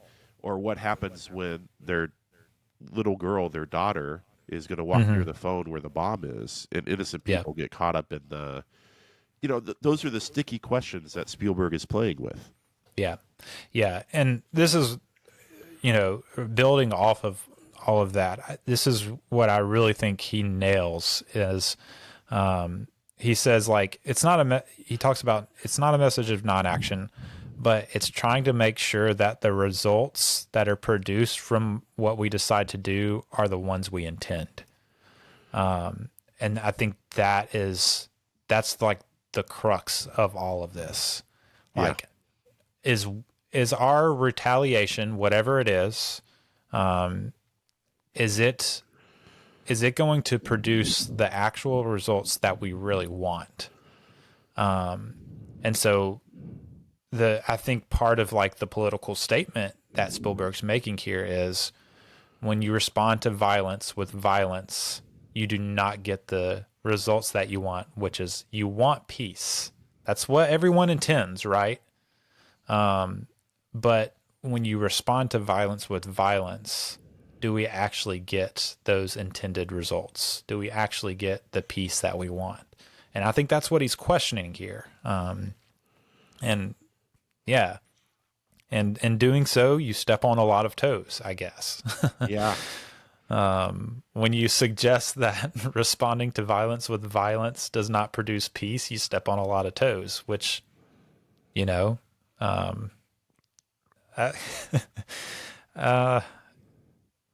just very unfortunate. I was honestly, like, the movie finished, that last scene that it wraps up with, and that conversation, and it ended, and the credits are rolling, and I was just blown away by how relevant the movies felt to today.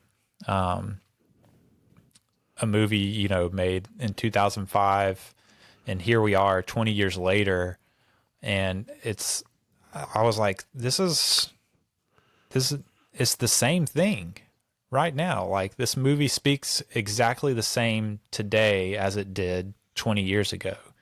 And that's it kind of made me sad a little bit. To be honest, like, it's all still going on. I sent you the New York Times article by Lisa Schwartzbaum, who can you speak on that? I wasn't able to read it before we got started. Oh yeah, I was just gonna read the headline of it. She used to write for Entertainment Weekly, and she's with New York Times. The headline is "The best movie about Israel and Gaza now came out 18 years ago." She wrote it in 2023, and yeah, she's talking about, and that movie is Munich, about the conflict and the nature of the cycles of violence and revenge.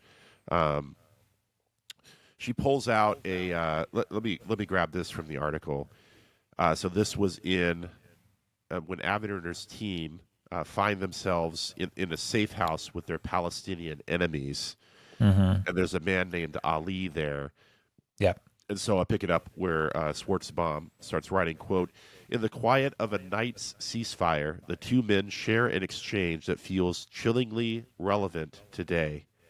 Avner, you people have nothing to bargain with. You'll never get the land back. You'll all die old men in refugee camps waiting for Palestine. Ali, we have a lot of children. They'll have children, so we can wait forever. And if we need to, we can make the whole planet unsafe for Jews. Avner, you kill Jews, and the world feels bad for them and thinks you're animals.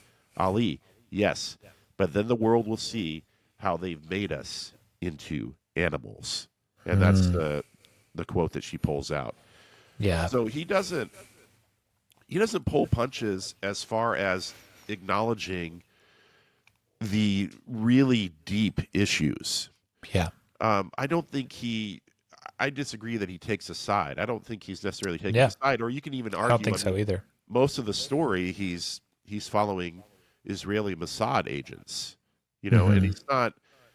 I think he's portraying them as being in a pretty good light, Yeah, being vengeful, but not necessarily in a bad light the whole time, but being vengeful and asking the question of, okay, to what extent is this destroying their souls? Right. Think of, I think the bomber's name was Robert, right? Yeah, Robert. Really haunting line. We were Jews. We were supposed to be righteous. Yeah, we were supposed to be righteous. And I wrote that down too. Yeah. Yeah, before he dies, and it is so heartbreaking because I think for people of faith, I think what he's getting at, whether we're Christians or whether people of Jewish faith or somebody of another faith, to really think that you have betrayed God in a sense because of how you've acted, that he's killed people, that he's blown people up. And I was supposed to be righteous, and he feels like a part of his soul has died. A part of his humanity is gone because he's done these things and he can't take them back. Yeah. And it's such a heartbreaking scene to see what becomes of these characters that really over the course of the film we learn to love or enjoy as characters in the film anyway. Yeah. Yeah. I 100% agree. And I think Kushner was a big part of this, having Tony Kushner writing. I feel like those scenes and the handling of those questions, I think is just comes out so much in that writing. That dialogue that you just read is just, it packs such an incredible punch. And I pulled this quote from Kushner talking about, wrestling with those questions about violence. And he said, quote, "Munich is a form of tragedy in which everyone has their reasons. It is disrespectful to the victims of political violence not to try to reflect on the meaning of that violence. Acting without thinking will only make things worse, and understanding does not mean approval or forgiveness," unquote. And that's just such a, I think that's just such a profound and meaningful way to look at this is, it's actually to not reflect on were the right choices made is actually disrespectful to the people that died. to not reflect on, you know, what actions we decided to go with and whether that truly like respected those that died, or you know, truly like made up for it or brought real justice. You know, it's just trying to, and I love that he says an understanding does not mean approval or forgiveness, but just like wrestling with it and trying to understand where both sides are coming from. Just because you're trying to understand, you know, in Spielberg's case, he's a Jewish man. So from his like POV, it's like, just because Spielberg is trying to understand where this Palestinian mindset comes from doesn't mean he's approving it or forgiving it, but there's a lot to be gained from trying to understand. And I think that, I think there's a whole lot of people in our society that could do with a little bit of just trying to understand, whatever the end result is. I think there's a lot to be gained from that. People might not approve after understanding, but at least they've tried to understand. And I don't think there's a whole lot of that going on with a lot of people in our society. Yeah. A lot more listening and loving neighbor in that sense, trying to understand where somebody else is coming from, even if you disagree. Yeah. Yeah. Another big theme in this that's kind of like a parallel theme is, you know, the search for a home. You kind of see this progression of, I don't know, you kind of see it from both sides, but obviously like we're following Avner, like we're kind of following him around. And it's this progression of like starting off with your home, his home really about to begin, right? His wife is pregnant. He's about to, you know, be a father and a husband and live with his family, you know, and have a home. But he feels compelled to do this mission. And what you see like throughout the film is that like when he finally ends up being with his wife and his daughter in a place of residence, he no longer is able to really have a home. He's paranoid. He's haunted. He's, you know, apprehensive. He has trouble, like you can tell, like relating to just people in everyday life. Like he's now unable to really have a home.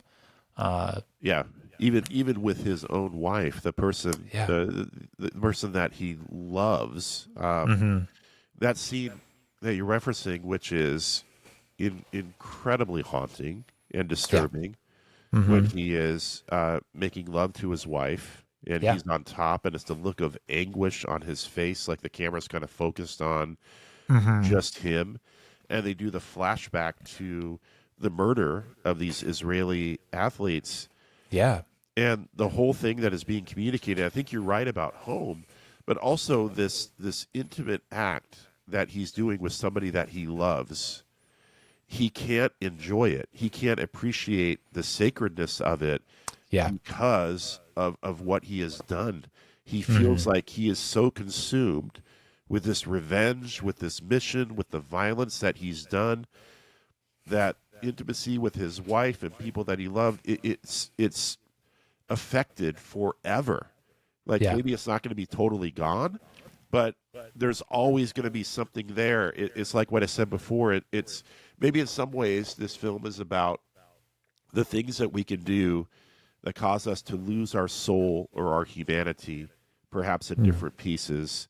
Or you could just say that the Christian concept of sin, when sin creates these barriers of relationship because of things that we've done, and we're just either in guilt or shame or haunted by them, and it keeps us from the joys of life, the joys that we can experience.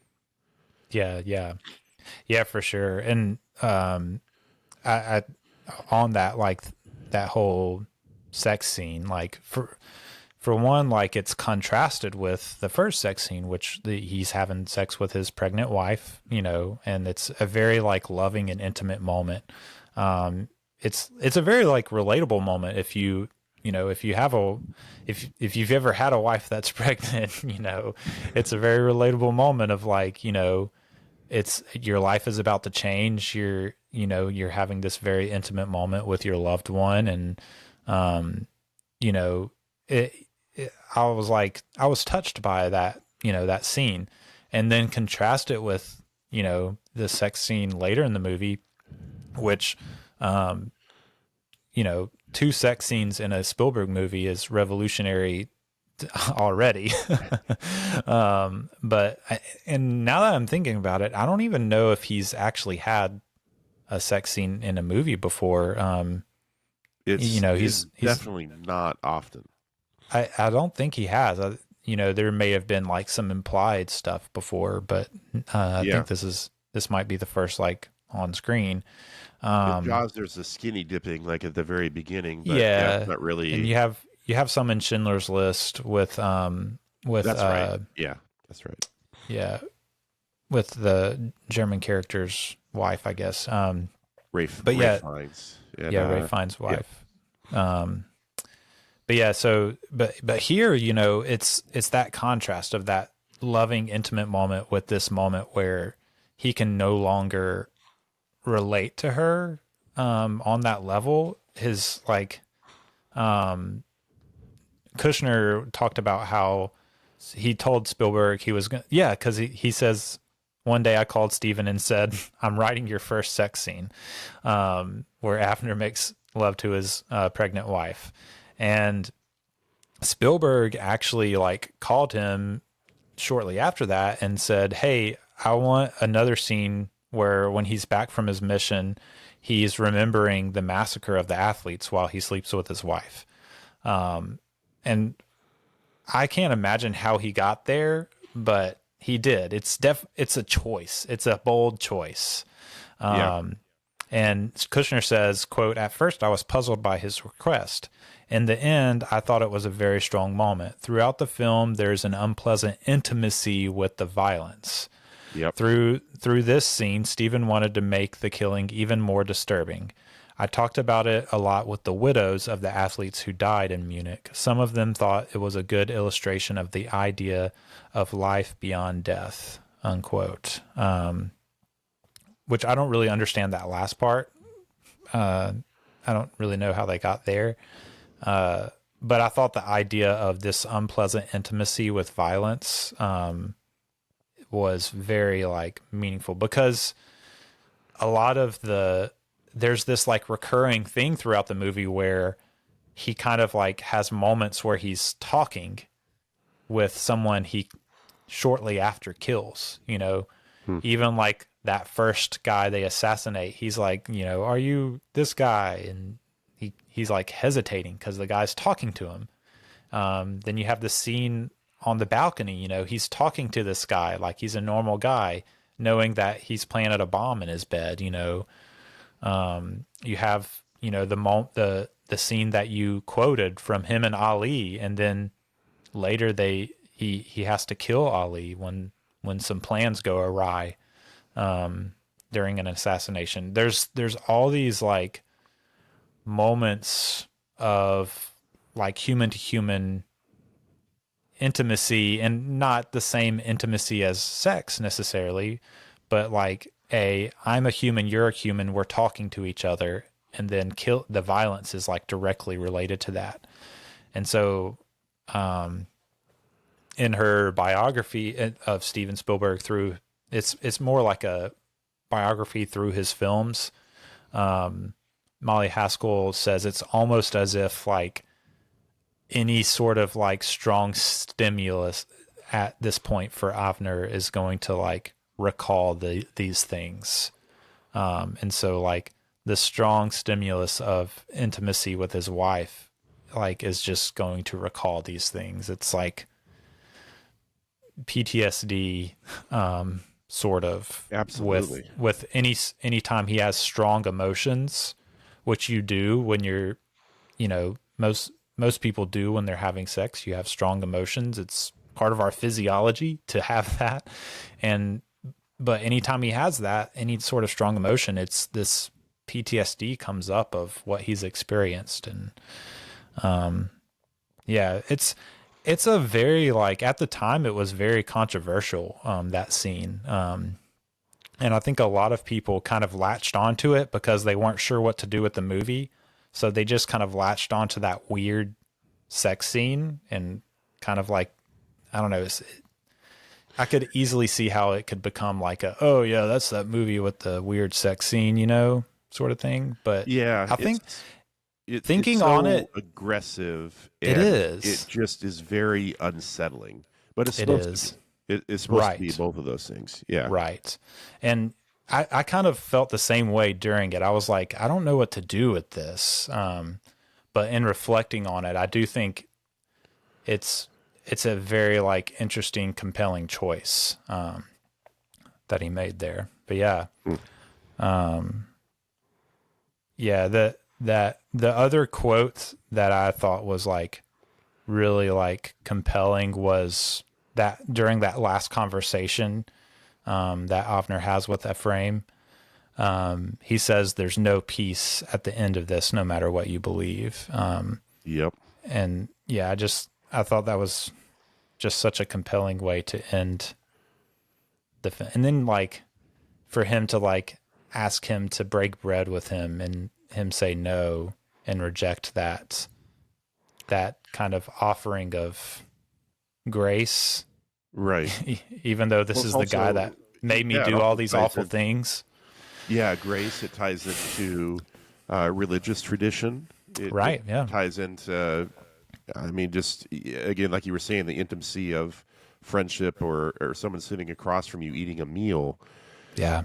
And yeah, the last scene, including the last shot, is just gut wrenching. I think to me, with where this story has gone and what it shows us, because the cycle of revenge is kind of what I get from the last scene, and this is the ultimate culmination of it. Is Spielberg says, "Oh, okay, we have our tribe, you have your tribe, you do something to us, we do something back to you," and that just keeps going and going and going. All this violence, and now here are the World Trade Center towers.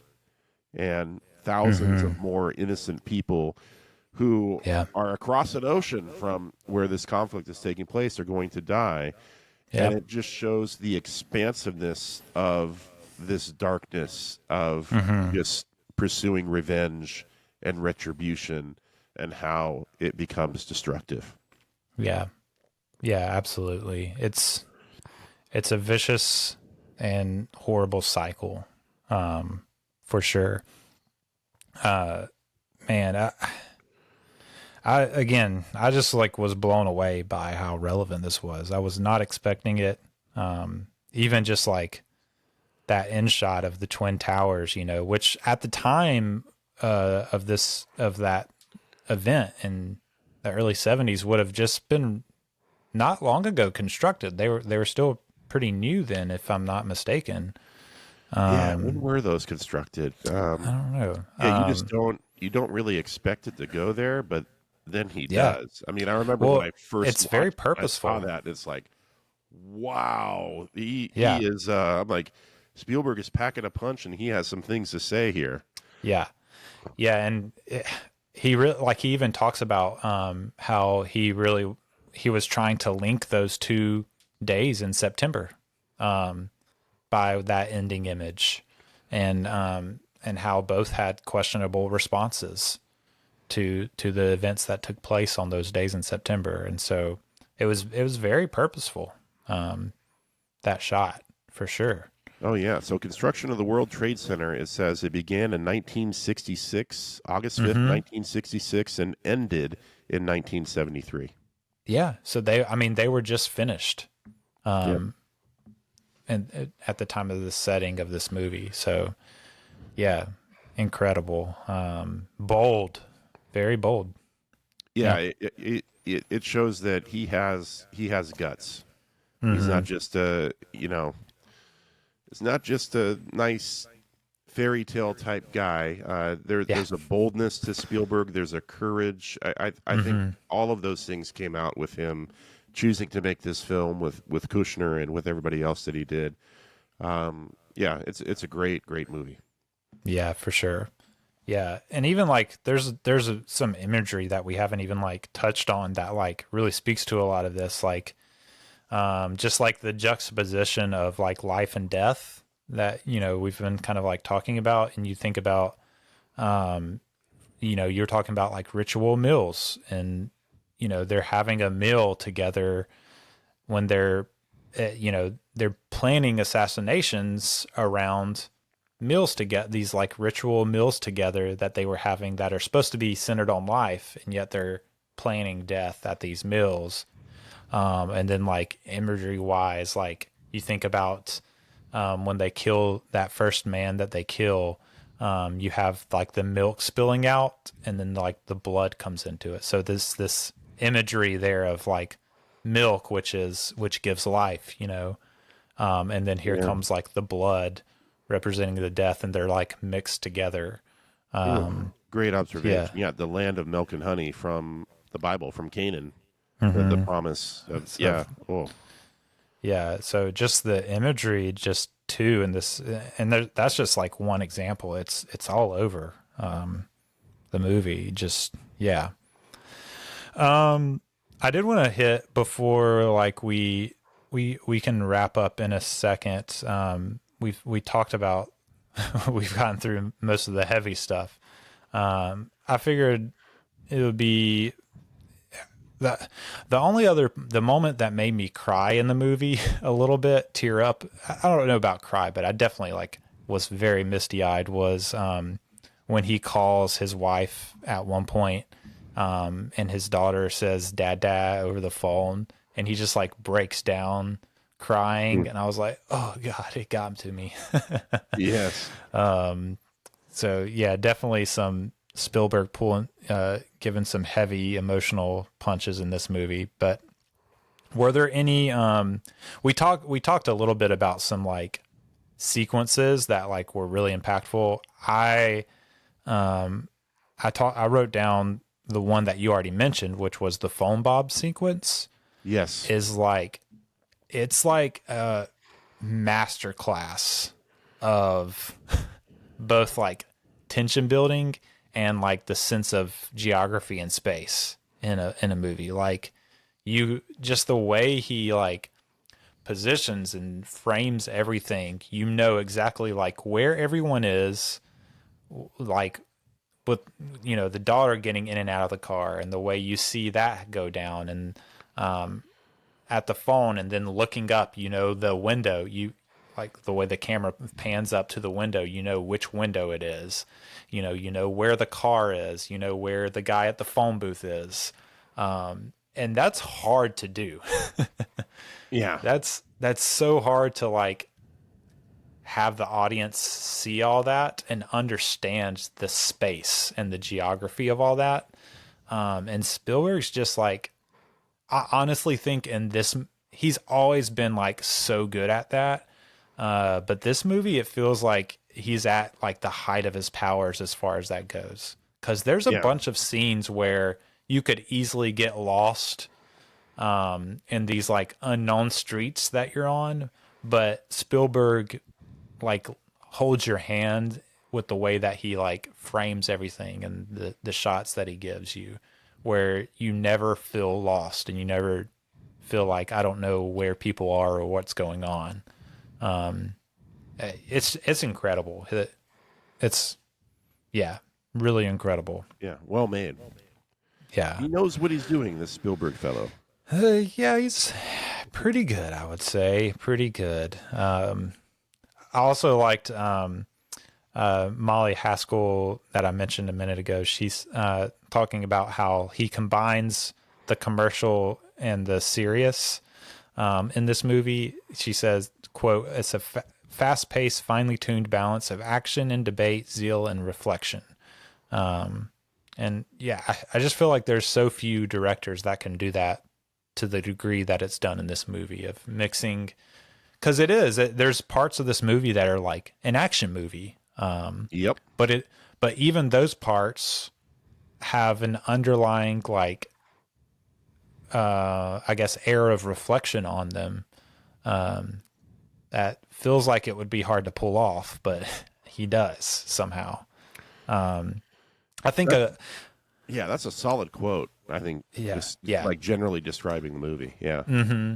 Yeah, I think one of the like moments that probably shows that is the moment where they get revenge on the assassin that killed Heinz's character. The woman that he meets at the bar at the hotel ends up killing Kieran Heinz's character, whose name I'm blanking. Carl, I think is his name.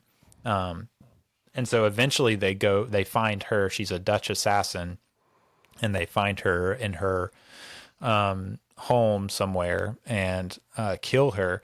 And I think in a lot of action movies, that would be like an exciting scene. Like, oh yeah, they're getting revenge. They're finally getting this lady back for what she did to their friend. But in this movie, it's very disturbing. Even like Hans makes the choice to like leave her robe open, which is just very disturbing. And then even he's even like reflecting on that later of wishing he hadn't done that. And I just feel like even the moments that feel like they should be like, oh, this is like awesome getting revenge, are even like the way Spielberg pulls it off in this movie is weighty and disturbing. And yeah, he was walking a wire with a lot of that stuff. It's never, while there is a thriller aspect to it where you're like white knuckle, like grabbing the theater seat and your eyes are glued to the screen, you never feel like it's not an action movie in the sense of James Bond or like an old Arnold Schwarzenegger movie that I grew up watching, like Predator or something, where you're kind of just rooting on the action. And you're like, yeah, that's so cool. I mean, it is never like that.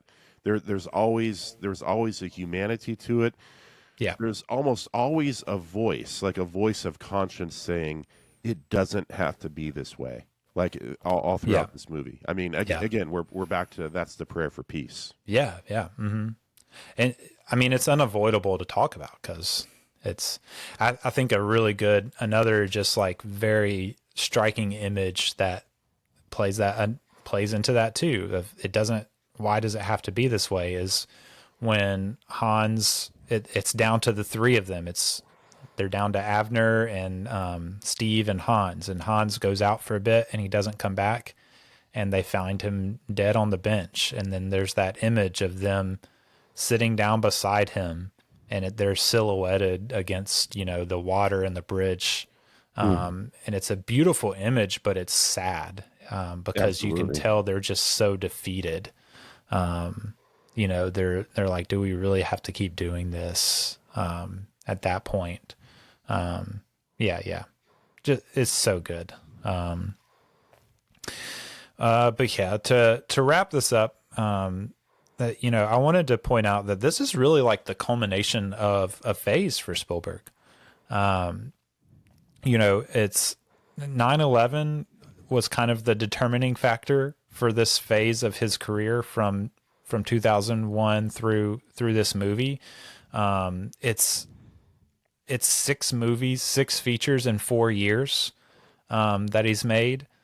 So from AI, which he made in 2001, through this movie, that's 4 years, but 6 movies. It's a lot. And it starts with kind of taking the baton from Kubrick on AI, and even like he's coming off of having a cancerous lesion on his kidney removed the year before that in 2000. And so there's a lot going on. He's having this like serious surgery. He's taking the baton from a legend that he, looked up to. And then 9/11 happens, and it kind of changes, everything in the US and in the world. And it changes his like mindset really. And like he really starts the century off like time is running out. There's this frenzy of really like iconic movies that he's pumping out that are different, and they're interesting, and they're they have political awareness to them. And yeah, it kind of all culminates in this film, which is really the most risky film of his whole career. Even today, like there's not, he hasn't made anything riskier than this one. There's nothing that comes close. And yeah, I just really, like you said, I just really appreciated that. And this is, in hindsight, like thinking back, you're going AI, Minority Report, Catch Me If You Can, The Terminal, War of the Worlds, and then this movie. And really, like, all of those movies have like kind of 9/11, like reflection on 9/11 in their DNA. And they're all different ways, but it's there in all of them. And yeah, it's a very interesting phase of his career, I think.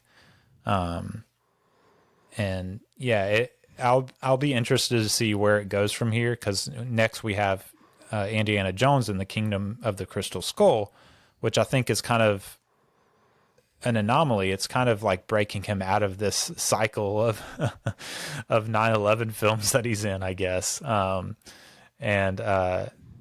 so yeah, it'll be interesting to see where we go from here. Yeah.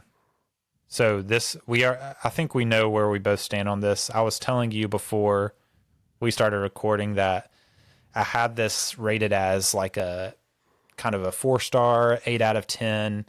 But then I was like organizing all my notes and just thinking about the movie, and I was like, I've got to move this up. So I ended up bumping it up to a 9 out of 10, 4.5-star movie for me. Top 10 Spielberg. Okay.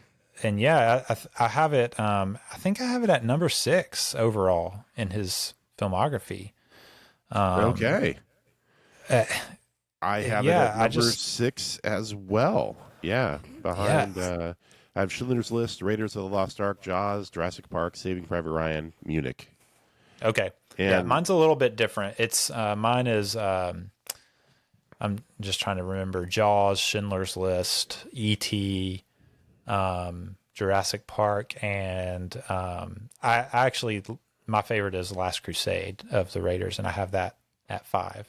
It's very good. Raiders of the Lost Ark is one of my favorite movies of all time. So yeah, I guess I get that. I think people that grew up with Raiders, it's their favorite. But I think people like in my generation that like it wasn't, that grew up with Jurassic Park instead of Raiders.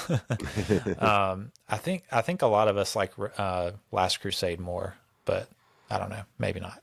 Maybe it's just me. I mean, Raiders for me is probably 5 stars. Last Crusade is 4.5. So I mean, yeah. But yeah, I was blown away by this movie. I hope a lot of people see it. A lot more people see this movie. I think it's still, like I said, incredibly relevant. And is a really good movie for people to see and wrestle through. So, yeah, I think that's it. I mean, there's probably a lot more to say about this subject matter, but I don't think me and Dave have all the answers. So, definitely not. I've kind of exhausted my thoughts on it. Yeah, no, it's a deep film. You can go in all kinds of different directions. Yeah, for sure. But yeah, next week, I believe Dave is going to be coming on. We're actually about to record it in just a second, but he's coming back on next week for a draft of hostages and kidnapping movies. So this movie is about the aftermath of a hostage situation, but we're going to be drafting movies that deal with hostages and kidnappings. I thought it would be a interesting, fun exercise to see what all kinds of movies fall into that category and do a Tune movie in. draft. I'm going to beat Eli. I'm going to beat Okay. Eli finally. Tune in. We'll see. We'll see. I actually tied the last one that came out at the time of this recording was the Tom Cruise performances movie draft, and and it was a tie. It was I think it was the first ever complete tie across all the the votes across all platforms. So yeah, maybe you'll pull one out. I can't remember the last one I lost. I did lose one not too long ago, but yeah, but we'll see. But that's coming up next week. And then, like I said, we'll be covering Indiana Jones and the Kingdom of the Crystal Skull, the last Spielberg directed Indiana Jones movie. So that'll be fun. I kind of soft stand for Kingdom of the Crystal Skull. I don't think it's a bad movie. I think it's a lot of fun. I enjoyed it. It's by far not Spielberg's best, but I still liked it. So, but yeah, Dave, I am going to for sure put in the episode description some links to where people can find you. But if you want to give people maybe like where you're most active, so that they can follow you there, maybe where are you at these days? Are you on? Are you a Blue Sky guy, a Threads guy? I'm a Blue Sky guy. I'm not on Threads. Okay. So yeah, come follow me on Blue Sky. You can listen to my podcast, Veterans of Culture Wars, and also Does the Bible Say That? Yeah. Yeah, and you can search those on pretty much anything, but I'll also link to them in the description. So yeah, that's all we have for this week. For Dave Lester, I've been Eli Price, and you've been listening to The Establishing Shot. We will see you next time. We were happy here. For a little while. But look, I figure it this way. Better to be king for a night than schmuck for a lifetime.